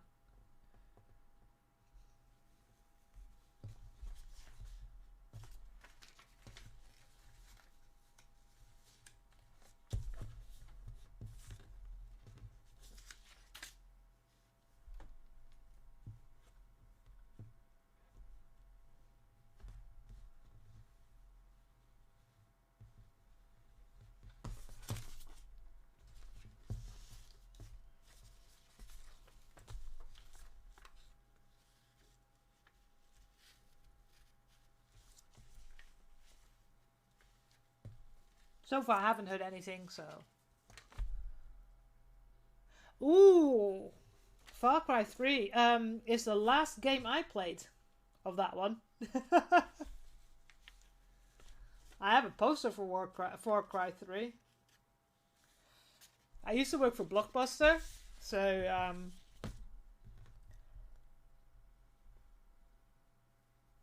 I had a tendency to nick all the ones we are allowed to. I took the posters that were in the shop, and since I was one of the very few there that liked games, I always had a first dibs on all the games. So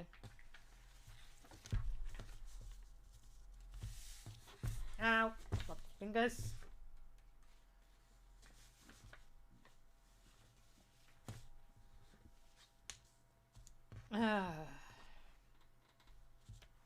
I've still got some other games as well. I need to put them on eBay and sell them because I don't do anything with them in this room, so.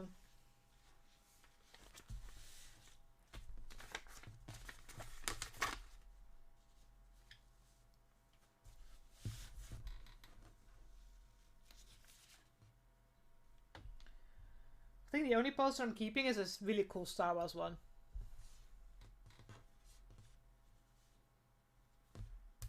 Because Star Wars is bae. I like Star Wars. Although I haven't watched any of the newest movies, so... So, right, you go there, you go underneath. Right, I think this might be a good check. But if this is okay, so I've taken in the amount that I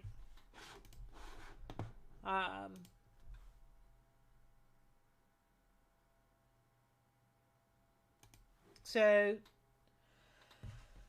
this should be, let's do one more test. And sadly enough, I can't do much more because I haven't got the bones yet. Oh, let me... Hello, camera. Yeah.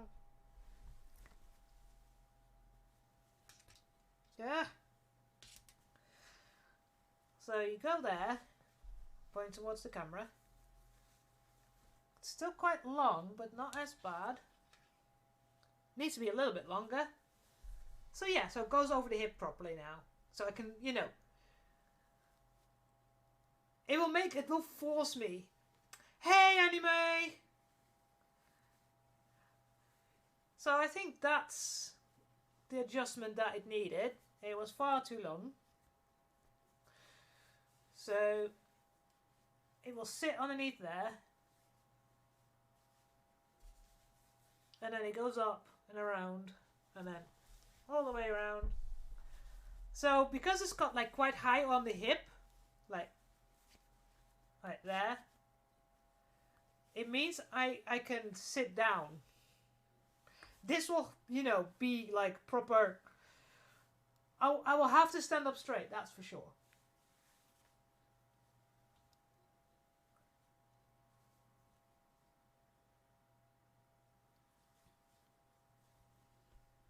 So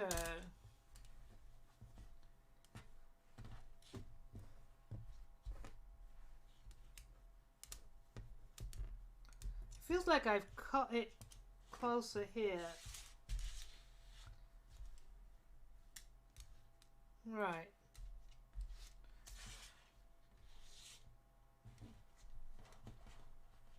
I need to make it a little bit rounder. Yeah, so, I mean, I still feel maybe like making it slightly smaller.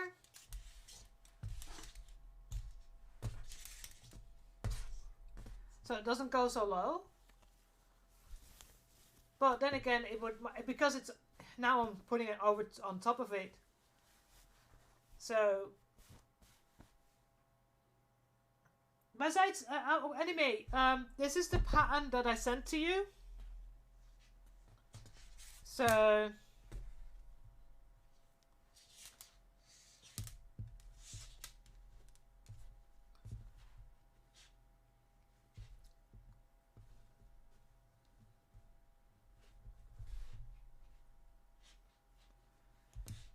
if I really feel like it's still too long, I can always make it shorter again. Like I said, I sometimes, yeah, no worries. As I always say, you can always cut something off. You can't add something. So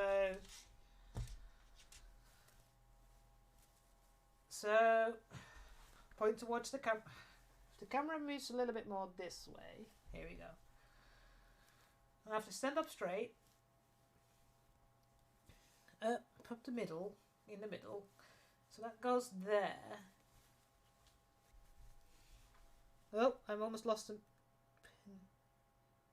Yeah, I think I might make the bottom a little bit less curvy. But there, it goes nice and up. So I think that's the right, because also making sure, because, you know, I'm holding it down, but to the back, because it's going to take me in a little bit, and I can't do that with this fabric, so that's still pretty okay, because it will have eyelets in there. But yeah, I think that will look nice on there, on the cloak that I've made. So that's some amendments that I can make on the pattern. Ooh, almost missed my chair. So, oh, okay, all right, come on. Here we go. So let's make some, ow. Let's make some marks.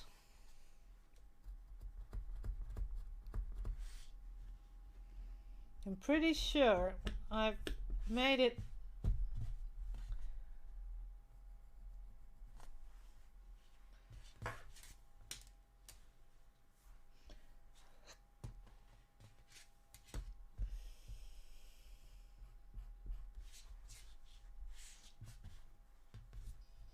Holy shit, why is the music suddenly so loud? Louder. Jeez, my ears. Yeah, exactly, yeah.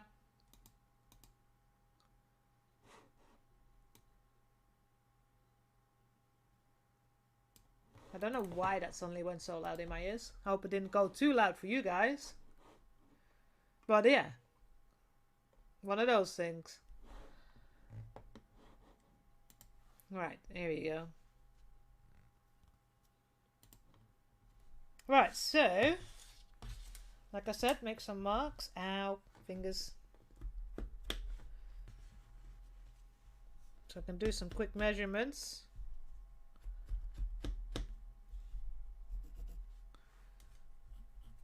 But I'm pretty sure I made the correct amendments on the piece of paper already. So it doesn't need to be that much longer because it's not like a zipper. It's going to have the laces in the back. And they can be, you know, they don't have to be really close. So you usually have like a 2-inch gap, 5 centimeter gap between the ends of the so when it's closed, so it will never be closed this close. So it will usually be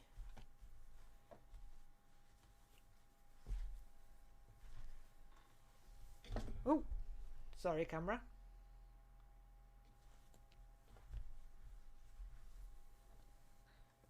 Because there's a secret little bit inside. So normally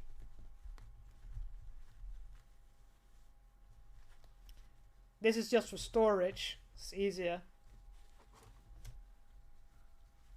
You can see as well how different the laces are done. So you got the laces in the middle. You're not on the top or the bottom, because you work from inside to the middle. This is kind of the normal gap that you will have on a corset or a corset belt. Because if you make it this way and say I lose weight, then I'm not able to wear it. So underneath it, there's be like a, you can see there's a little panel on the inside.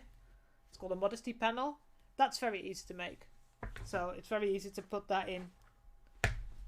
So now you can see there that they're really long laces. So, and then here we go. They're stuck together there. So, but this is kind of the normal. About there. When they try on the corsets for you, this is like the kind of distance that there should be. And then the chance that it will be a little bit closer here, and it will be a little bit wider out there and there, because that's how it works. So, but I haven't worn mine in a long time because, you know, single and all that.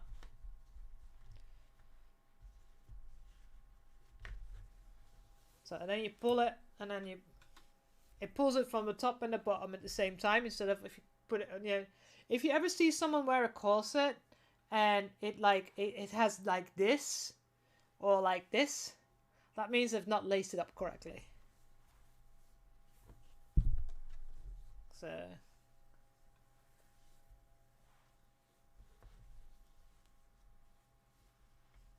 ow, there's a pin sticking through there. Rank. So that's quite all right. And I'll put a. It's all right. Corsets are one of those weird things that not everybody knows about. So here we go. Yeah, yeah. Thank you. I managed to stab myself in the side of my hand there. But it looks like I've got like a centimeter that I've taken in. Nope, that's the wrong one.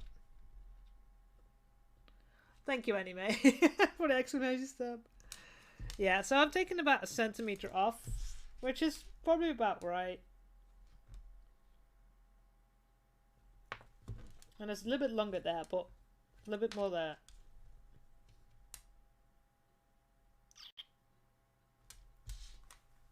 But we'll play around with that once we start cutting out the other side. But at least, you know, I know the distance is fine. Yeah, I mean, I have a tendency to get stabbed on my thumb or like on the side of my finger for some reason. So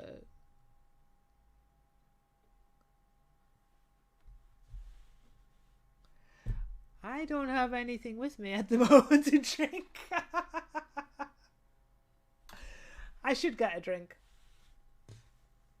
Oh no, it's the wrong way around. So that's the top, that's the bottom. The longer side is always at the bottom. So now that I know, I drank my coffee. I finished. So now I have a good idea. So the bones go on the seams in here. And there's two going around vertically like this. Now, what I've done in the end is I've ordered meters instead of made length. But now I know, did I say 15 centimeter here? It's almost 14 centimeters, so I've taken it in a little bit. I need bones that are going to be 18 centimeters. And how long are the ends going to be? So I need 2 flat steel ones that are going to be in here. 25 centimeters. So I was right with that. And so there's two ones that are going to be here are going to be about here, 23 centimeters. So since I bought the length and I bought the caps to put on, I can make any size that I need on here. So I don't, I'm not, stuck on what they want us to be. So, but that's, where's my A? That's B, that's A. Yeah, so see, that's kind of right.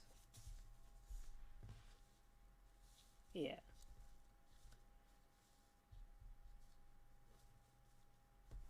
Actually, I could cut them out. Let's cut them out. I'm not going to sew them together yet because I'm going to need to. I've got 45 minutes left, so let me get my. And I have enough fabric. If this doesn't work out, I have enough fabric to do it again because this is so little fabric. So let me get my cut off pieces. I especially kept them for this.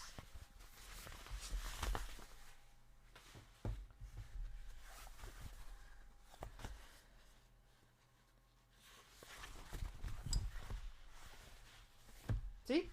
This is a cut-off piece, and I probably have enough for the whole corset. Although I might make it double. I don't do a single corset, but do a double-lined corset. Oh, God, my little pillow feels... Here we go. So... First things first. I need this on the seam. And that's A.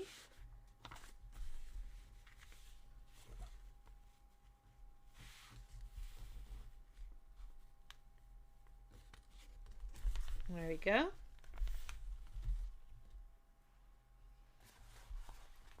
There we go. So we need a line there. Line there.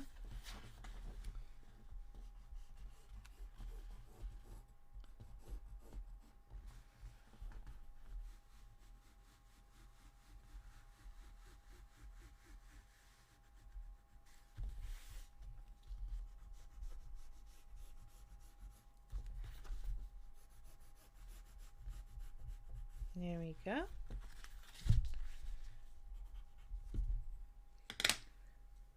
So what I'm probably going to do is make it 2-layered so that the bones go inside, so I don't have to like make bone channels and stuff like that, which is an absolute pain.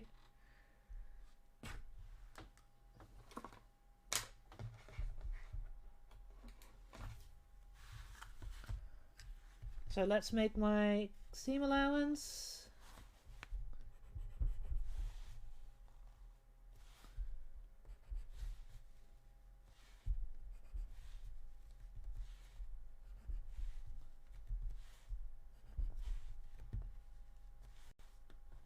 So glad I bought this one.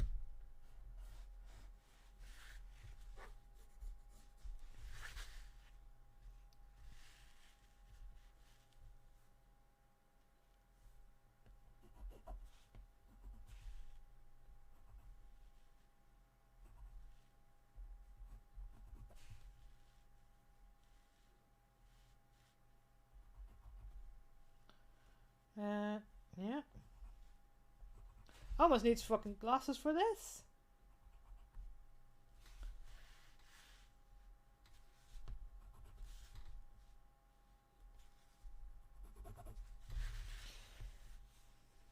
I hope my glasses coming soon. I bought new glasses. They're bright blue. But also ordered new contact lenses based upon my new prescription. I haven't heard from them yet, but of course it's been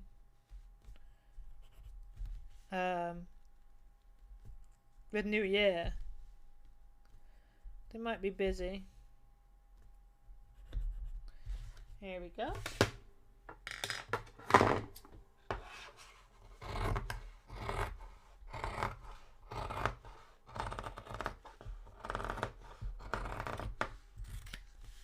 Alright. And I'll turn it around.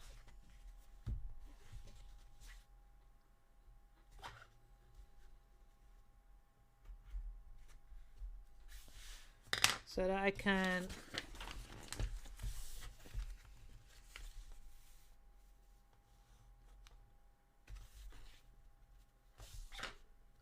put this on perfectly.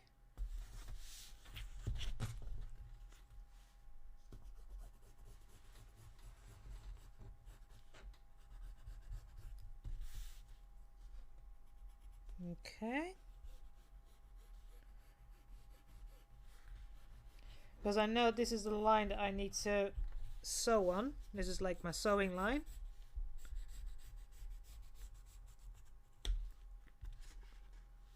Yeah, I had to because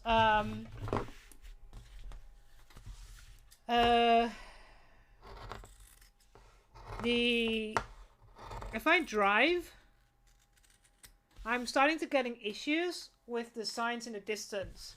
I have no issues looking at my screen, but I have started getting issues looking things ahead. Now, when you get older, so I've a pretty bad eyesight. I'm like -5.5.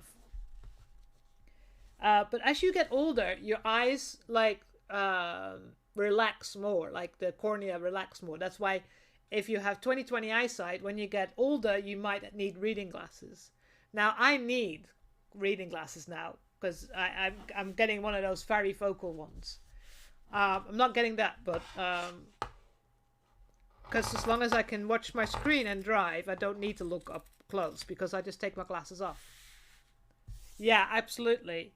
And it's not in such a bad state that I'm stopped driving. It's just that it's very far in the distance. It's blurry.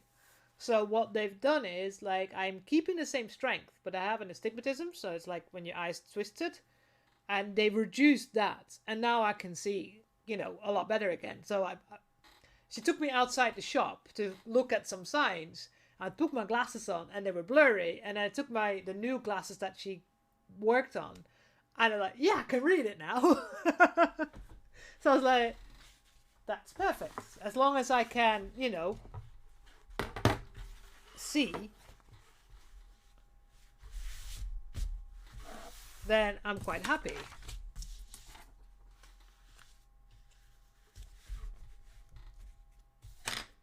Dang it. Maybe turn you this way around. Yeah, that's fine. Oh, need to move that way.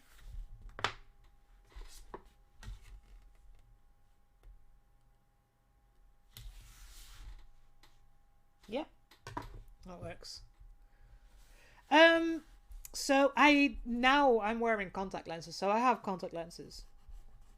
I have when I did go for laser eye surgery consultation, and the problem is because of the strength of my eyesight. Yeah, exactly. And there is like a minimum amount of cornea that they have to leave after the surgery for health wise. And sadly enough, with the prescription that I have, after the correction, there will not be enough cornea left over. So sadly enough, I do not qualify for LASIK eye surgery. There is a different thing that they can do, where in principle they make like mini glasses, and they put them in your eye behind the what you call it again? The colored part of your eye. But those are double the amount of money. And I went like, that's too much money. I will just have to deal with the fact that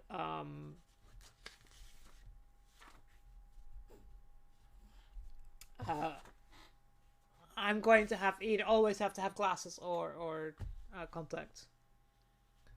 So yeah, I am that blind. um. So so what I'm doing now, so I've been wearing contact lenses for 30 years. I got my first pair of no, more than 30 years, because I got my first pair of contact lenses when I was 16. And they didn't have soft contact lenses yet. They were hard contact lenses, and you had these little plunger to take them out of your eyes. And so I'm quite used to contact lenses, but even when they started doing soft contact lenses, they didn't do the astigmatism that I have. But these days they do the astigmatism that I have, because I've got quite a strong astigmatism. So now finally I could potentially get some contact lenses that actually are, so when I'm here I don't have so much problems with everything. So yeah, I'm waiting for them to come in and so I can have a good look at see how they work. And now when you see me wearing glasses, they're plus, so that they enlarge a little bit, so you can probably see when I put it. That's so cool. These are my mum's from the 80s. So if you can see it enlarges it enough for me to see up close a lot better with contact lenses. So I don't mind doing that. That when I'm wearing contact lenses and I have to do something up close, that I put a pair of glasses on, because that's what my mum does. So, because reading glasses aren't that expensive.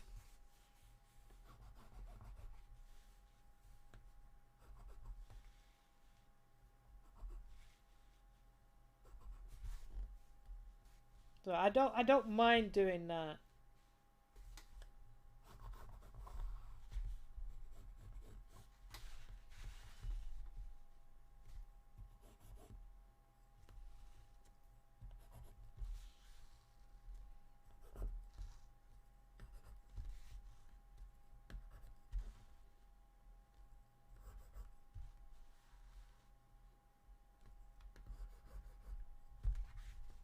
Yeah, and that's just +1.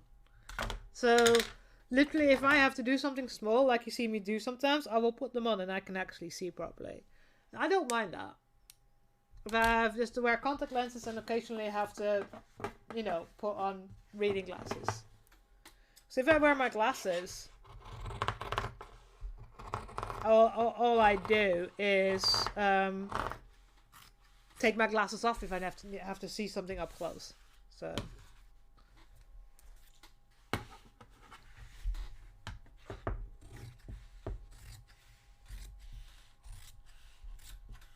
I forgot the middle line again. Damn it.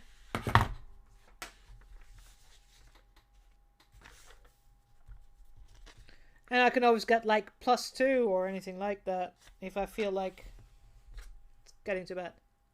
No worries, anime. My stomach started to gurgle at me, so once I've cut these out, I think that's it for me today. So yeah.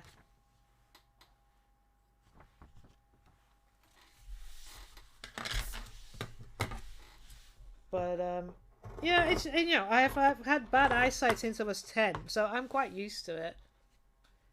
Yeah, I haven't had any lunch because I went to meet up with a friend at 10 a.m. and then yeah, we talked so much and then we went shopping. So by the time we left at around 2:45, I hadn't had any lunch. Just a lot of coffee.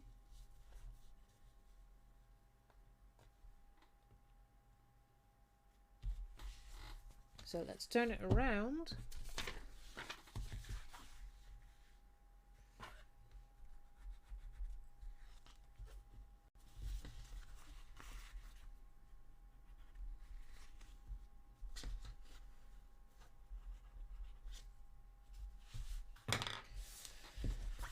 And it's that way around.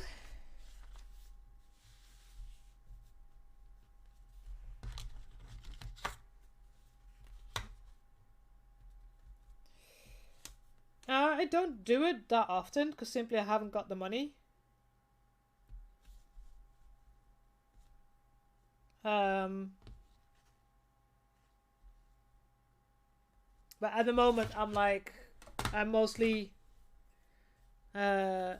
spend time at IKEA trying to build the unit that I want. So.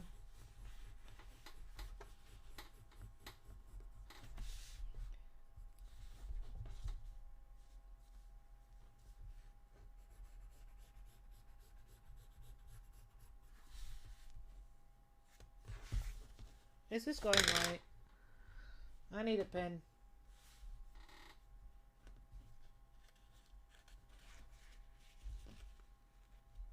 Yeah, that's fine.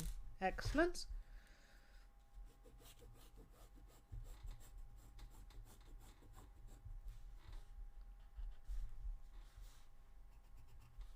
Right. Take that off. Just realign that a little bit. Yeah.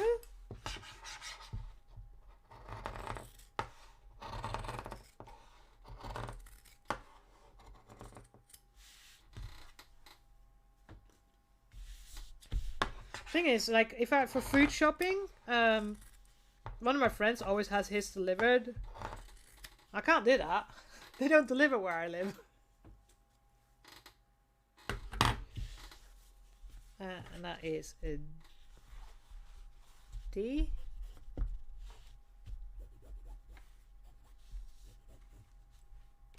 So we have A, we have D, so we need B and C. Oops.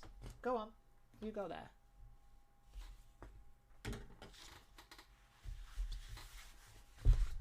I have to make sure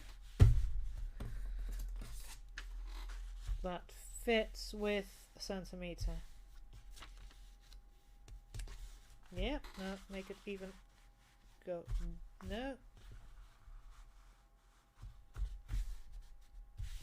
That's about right.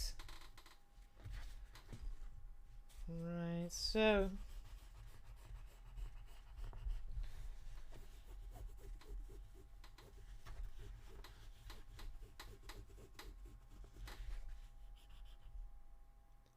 Yeah, I wish they would deliver here.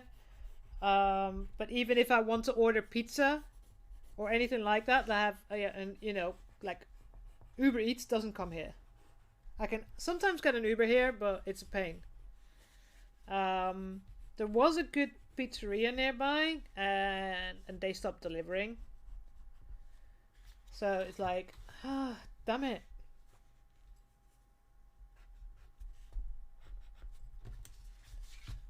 Let's see. It's like, because I live out, I live in a village, so it's, has its advantages and its disadvantages. If I walk outside of my apartment and out of the street, I'm in the middle of farmlands where they grow potatoes and carrots. There is a version of Just Eat. But again, because of where I live, the amount of money they want for delivery, the delivery costs is just, I live on my own, so if I order for £10 worth of food, I have to pay £10 worth of delivery costs because of the distance. And then I also found the issue a lot of times that the food's not warm anymore because it's been in the car for so long.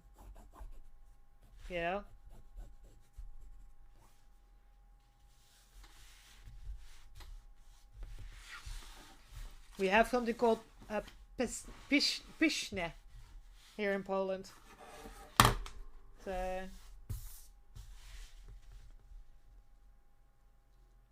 So I think there's one more.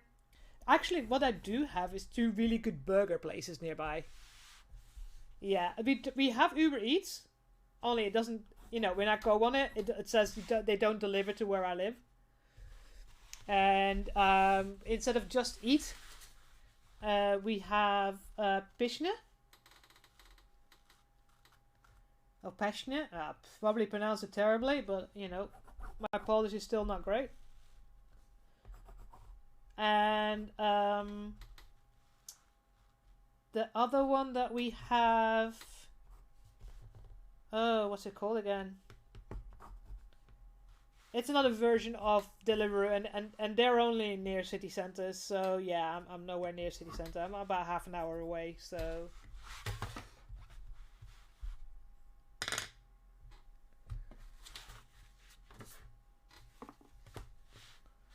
where did I put my big scissors? Oh, there. I mean, when I lived in the UK, I used Just Eat a lot. But it's just not enough restaurants in my area, and that's causing the issue. So they don't deliver here because it's, you know, there's nobody around here that's interested.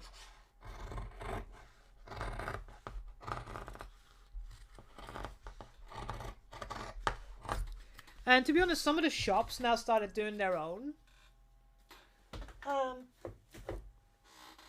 So like KFC delivers themselves. But again, it's only in a certain radius. I had a good pizza place that used to deliver here. No, the only thing I have nearby that's really good is a sushi place. Random, I know, but yeah.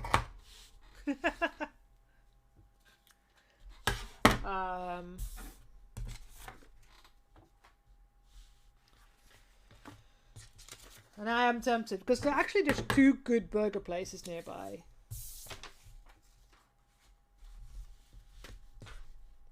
They do really nice burgers, but again, there's a minimum that I have to get things delivered, and it's like sometimes it's not worth it because of the amount of money. You know, I have to order food that I don't eat immediately.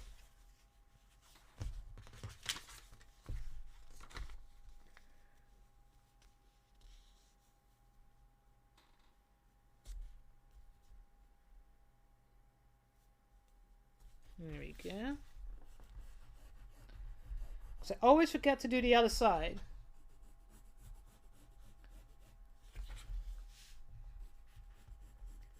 On the other hand, it's also good. Oh, they do some amazing burgers there, and then they have like really nice onion rings and cheesy bites as well. Which, you know, I think I've just convinced myself to order once I get off here.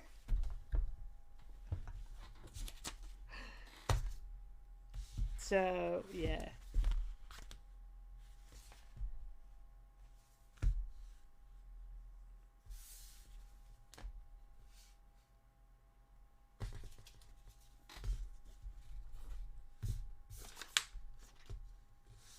Okay.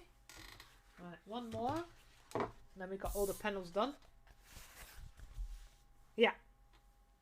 Yeah, and here in Poland, there's also a package charge now. So, of course, if depending on what they use, I think cardboard has no charge.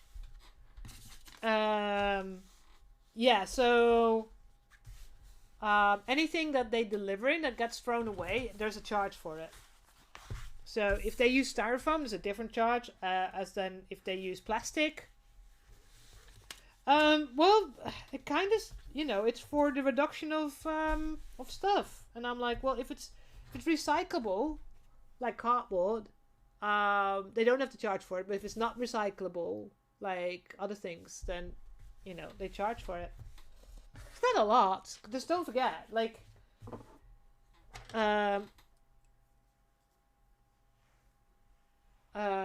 everything here is a lot cheaper, so it costs maybe 20 pence for the packaging. If I want to send packages to Germany as a business, I have to buy packaging as well. Anything that I send to that country So if it's plastic or cardboard, I have to pay a recycling fee. Yeah. And Poland has the same thing officially. So if a business outside of outside of Poland wants to send to us, so it's a new thing that they started working on. But I get it. But I recycle. If it wasn't recyclable, then I get it. But it's recyclable, so you know.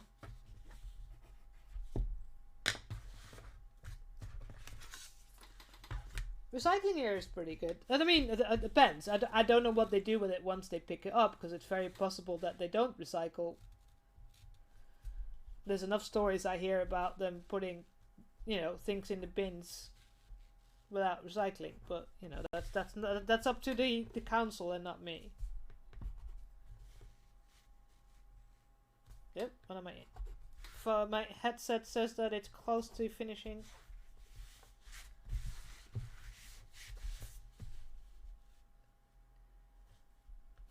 But there's still people that don't recycle, and it's like, I studied environmental science back in the 90s, and it's like, even then it was hard to get people to understand.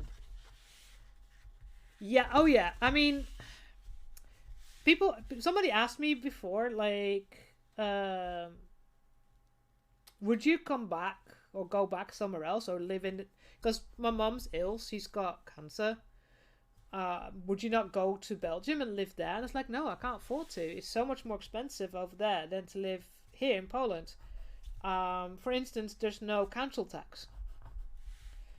You pay tax if you own a house. So I pay tax because I own the apartment. So I pay tax for that. But that's not even £100 a year.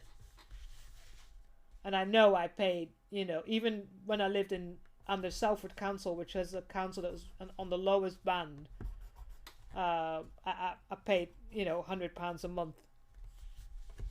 But here, it's so cheap. There is no road tax. There's no road tax. It's included in the petrol. So it's based upon how much you drive. So if you don't drive a lot, you don't pay that much tax in principle. Which I find is a better solution than what they do in the UK. In the UK, it doesn't matter how many miles you drive, you pay for having a car. But if somebody drives 5,000 miles a year, or somebody drives 50,000 miles a year, they pay the same road tax. But one person uses the roads a lot more. So that's why here in Poland, it's inside the petrol. So if you drive more, you pay more. Simple. Petrol here is still a lot less expensive. It's gone up a lot since the Ukrainian war. But it's still, let me check.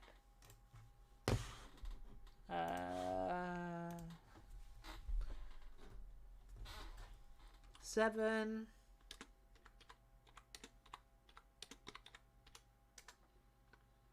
So a liter of diesel, because I have a diesel car, is £1.39 or £1.40 or thereabouts. So it's a lot cheaper.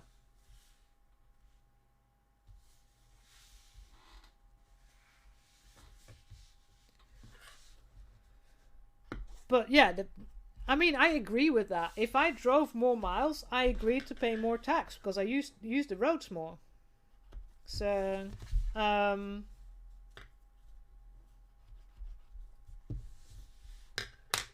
yeah, so electric and gas has gone up. In general, so the interest base rate here has gone up a massive amount. And I have a mortgage, so it's so the base rate here is, I believe, 6.75 or 7% at the moment, which of course, has an influence on a lot of things, including, I'm paying about double the amount of mortgage, that almost double, but my food food has gone up a lot, in my opinion, compared to before.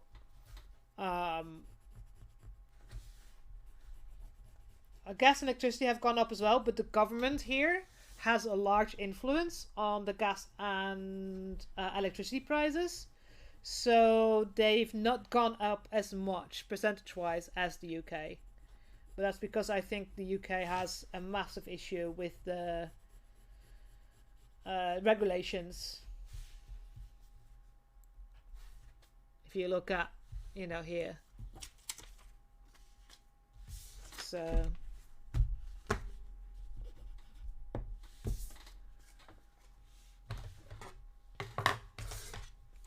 I mean, here in Poland, about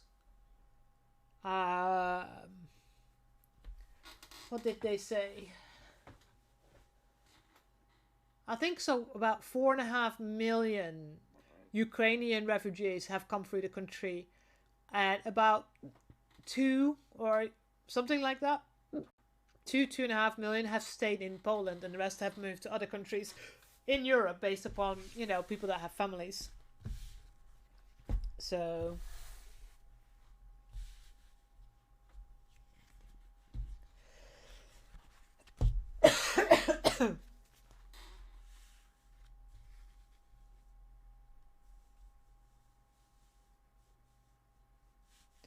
so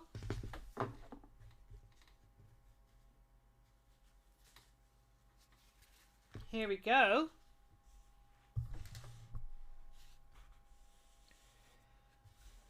This is, let me move you up a bit so you can see the rest.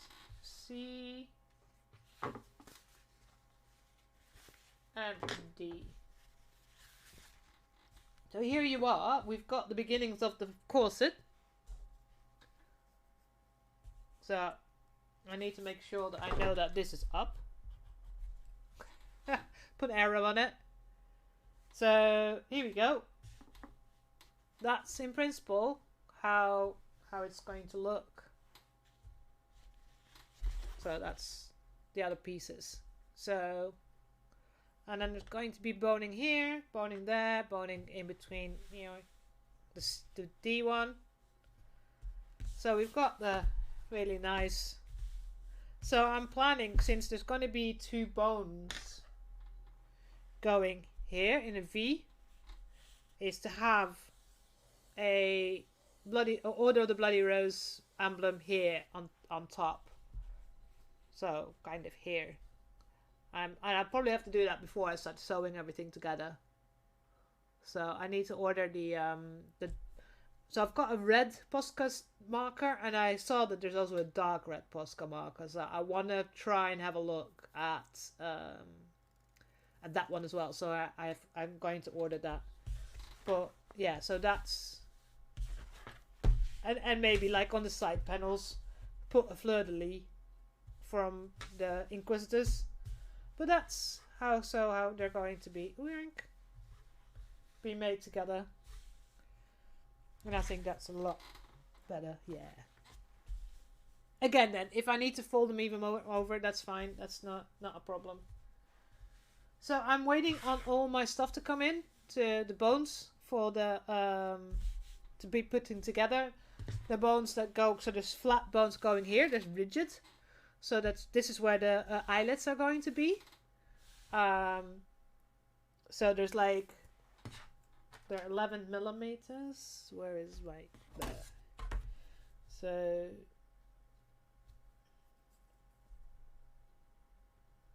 there and there. So there's going to be a channel here.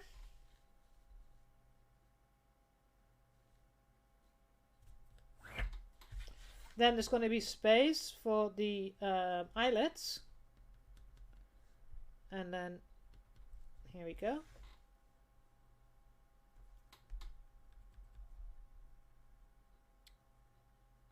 For release. Really? Interesting. Yes, I know my classical music.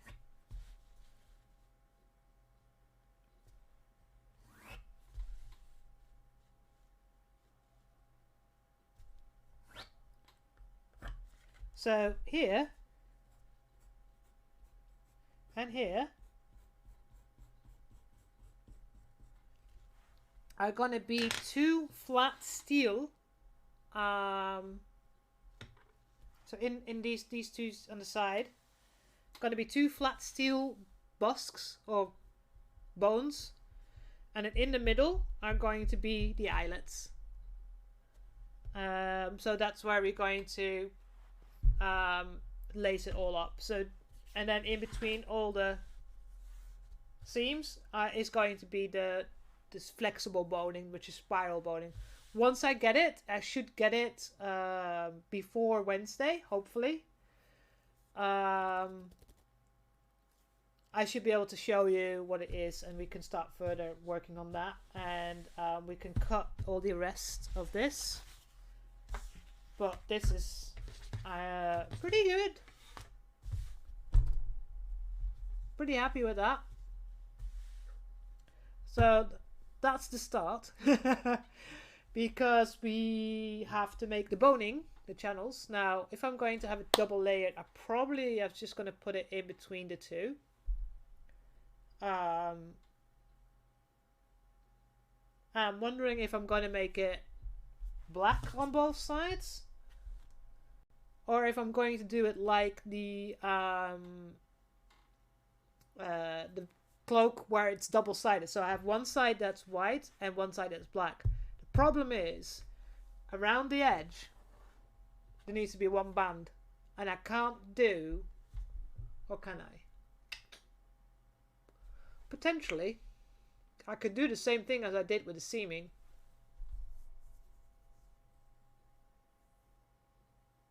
I could do that.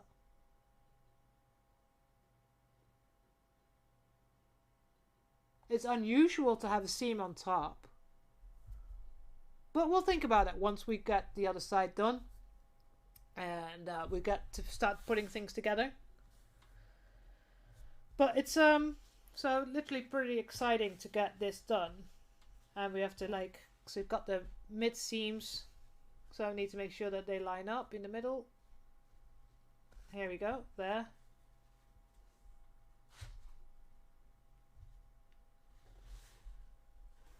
I make sure that when I go on the line, they're on the lines. I can go point here, point there. Yeah, see? Perfect.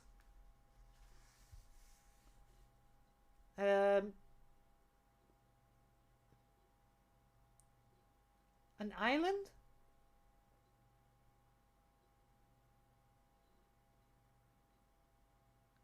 I'm not sure I get...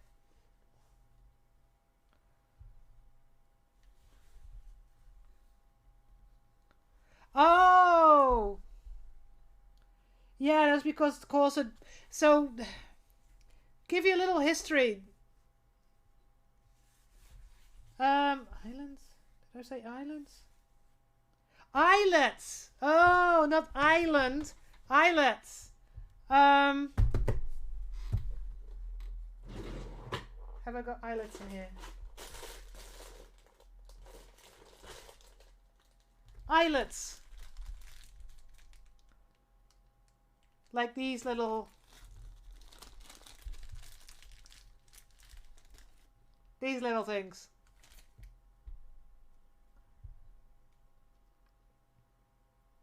Yeah. I have a special press and everything for them. Big metal press I got like this. No, don't worry. It's probably my accent. Don't worry about that. It's probably my accent. So...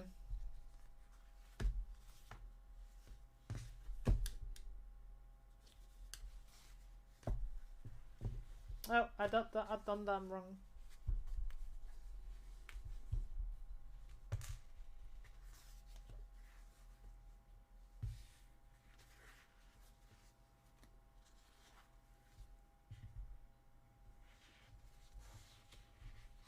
So, no, don't worry. Like I said, it's probably my my accent. But yeah, eyelets. So I'll give you a little history lesson why the bones, why it says corset bones. So back in the days where corsets were a main thing, people were wearing stays and stuff like that, and stays were like the old-fashioned bras, to say it that way. Ooh, this pin is not straight anymore. Back then, the bones in the corsets were made out of whale bones. So you know the whales, when they have the mouth, they have these little the straight lines where they feed through. That's flexible but strong. That's what they used to have. Yeah. That's what they used to have. That's what they used to be made of. I'm not sure now which way that I'm going to. No, too tired. I need to look at it later and make sure I've done them the right way around. So yes, because the Dutch word for bones is baleinen, and for corset bones is baleinen, because real bones in your body are called botten. So baleinen is what's in the mouth of a whale, and that's how they used to be called whale bones. That's where the corsets were made from, and it's from a whale has this big mouth with all those long, curtains where they feed the plankton through, and that's what they used to use. Yeah. Why they used to be whale hunters. It's one of the reasons what was used for it. So yeah, little history lesson on corsets. So, but yeah, I need to make sure that I'm putting all the pieces correct way around, so that I'm putting the correct side to the correct side, and then we'll do that next. I'll do that on Wednesday. And also what I'm going to start doing is I need to start working on Shipmistress Brahms, which will be I'm going to start on the jacket and starting the mock-up on that. Have got message back from the community manager from Fat Shark for Dark Tide, that they will get me a couple of better pictures for me so that I can have a better image of what it looks like. So once that comes through, I can have start planning more and look at colors. I have bought the gold cord and I've started buying some of the stuff for the actual costume, because I only have 3 months. Shipmistress Brahms needs to be done, but it's mostly sewing. So I just need to find a pair of boots that really go with her. For Warhammer Fest, this is the cosplay competition. It's going to be online. It's going to be streamed as well on the Warhammer Twitch, which is going to be cool. 70% of the costume has to be made by the person. So I decided everything I make myself is fine. Just the boots. I just don't need to make the boots, because it's one of those things that's just I really don't want to.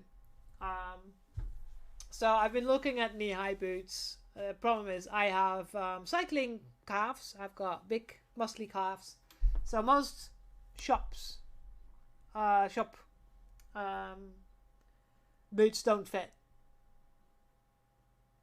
Oh, so you're one of the ones that I've been noticing that my viewing of my videos is going up. So I'm fully up to date now. I think I need to check. I think I've got one more to upload from Wednesday. And I suddenly also had like 15 subscribers, and I'm like, what? But yeah, that I'm going to continue uploading on that VOD channel, and hopefully maybe when I get time in the future, I will start making compilations of my streams of like how I've been doing things, and then cut out all the times I've made mistakes, and like have like half an hour, 40-minute videos of like the shoes, the cloak, the corset, so that I'm, you know, I got shorter videos, because that's for TwitchCon. That's probably going to be really good to have.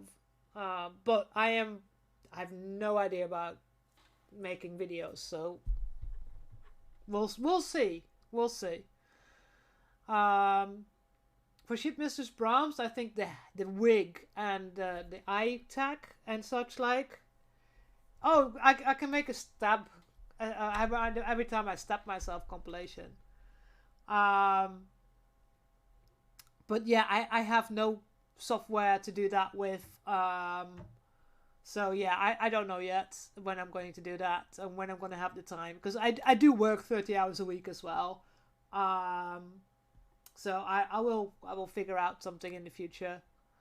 But for now, I'm just loading them up on, so I don't lose them, because Twitch only keeps them for a certain amount of time, and then they're gone. So I'm uploading them to YouTube so that they're always there, that I have, you know, a record of the streams that I've done. Maybe one day I will do a compilation of my very earliest streams. It's going to be cringeworthy, because the way I am now talking to you guys and the way I was like 18 months ago is such a difference. So yeah, so it's, I think if on my Twitch, on my side, I can keep them for, I think, 5 days or 6 days or 1 week, something like that. But normally what I did was I recorded it and then uploaded it from my computer. But if I have the VOD on Twitch, I can export it to YouTube very fast, because I don't have to, you know, download it from my crappy internet connection. Well, it's not a crappy internet connection. It's a pretty decent internet connection, but you know, it's faster. So now that I'm caught up, I will start doing that. Yeah, it's very short. Yeah, I mean, highlights and clips, they stay. So I've done that before. So no, it doesn't stay that long. No, maybe partners, but I'm only an affiliate. So right, it's 7 o'clock. I need some food, so I'm going to. I have convinced myself I have to check, and I'm gonna go and order some food. So let me see if there's anybody to raid. Let's pause my music for now, because I think my headset just decided to die on me as well. So pause the music. I don't need that. You can close. Thank you. Let's see who's available.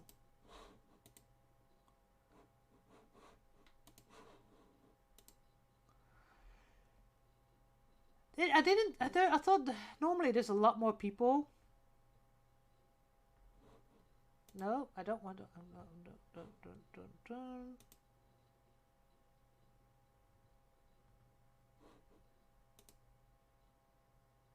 Oh, okay. That's Pokemon. That's not cosplay. Okay.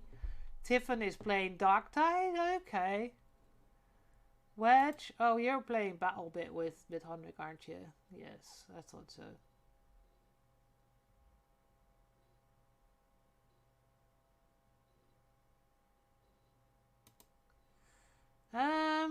Doesn't seem like a lot of people are online. Let me have a look. Makers and crafting. I'm not interested in watching people making 3D stuff. Ooh. Ooh, here's someone that's over here. I see someone with cosplay. Sea of Thieves prop build. Oh, that looks interesting. I may have to go there.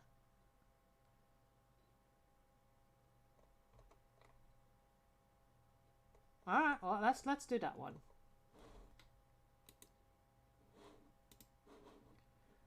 I need to copy. Oh, come on. copy you. I need my keyboard.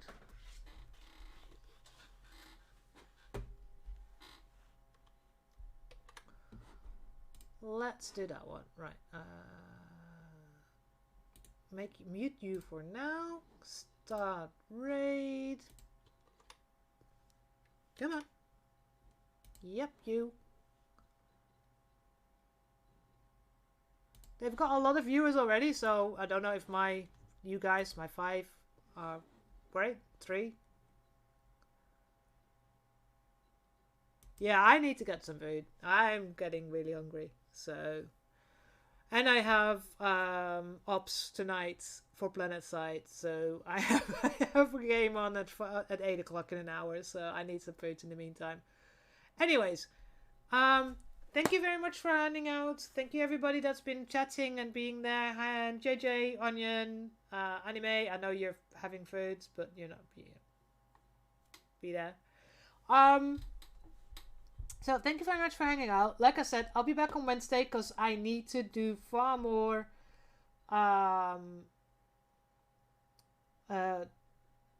to actually get this costume done. So I will see you all on Wednesday. It will be in the evening.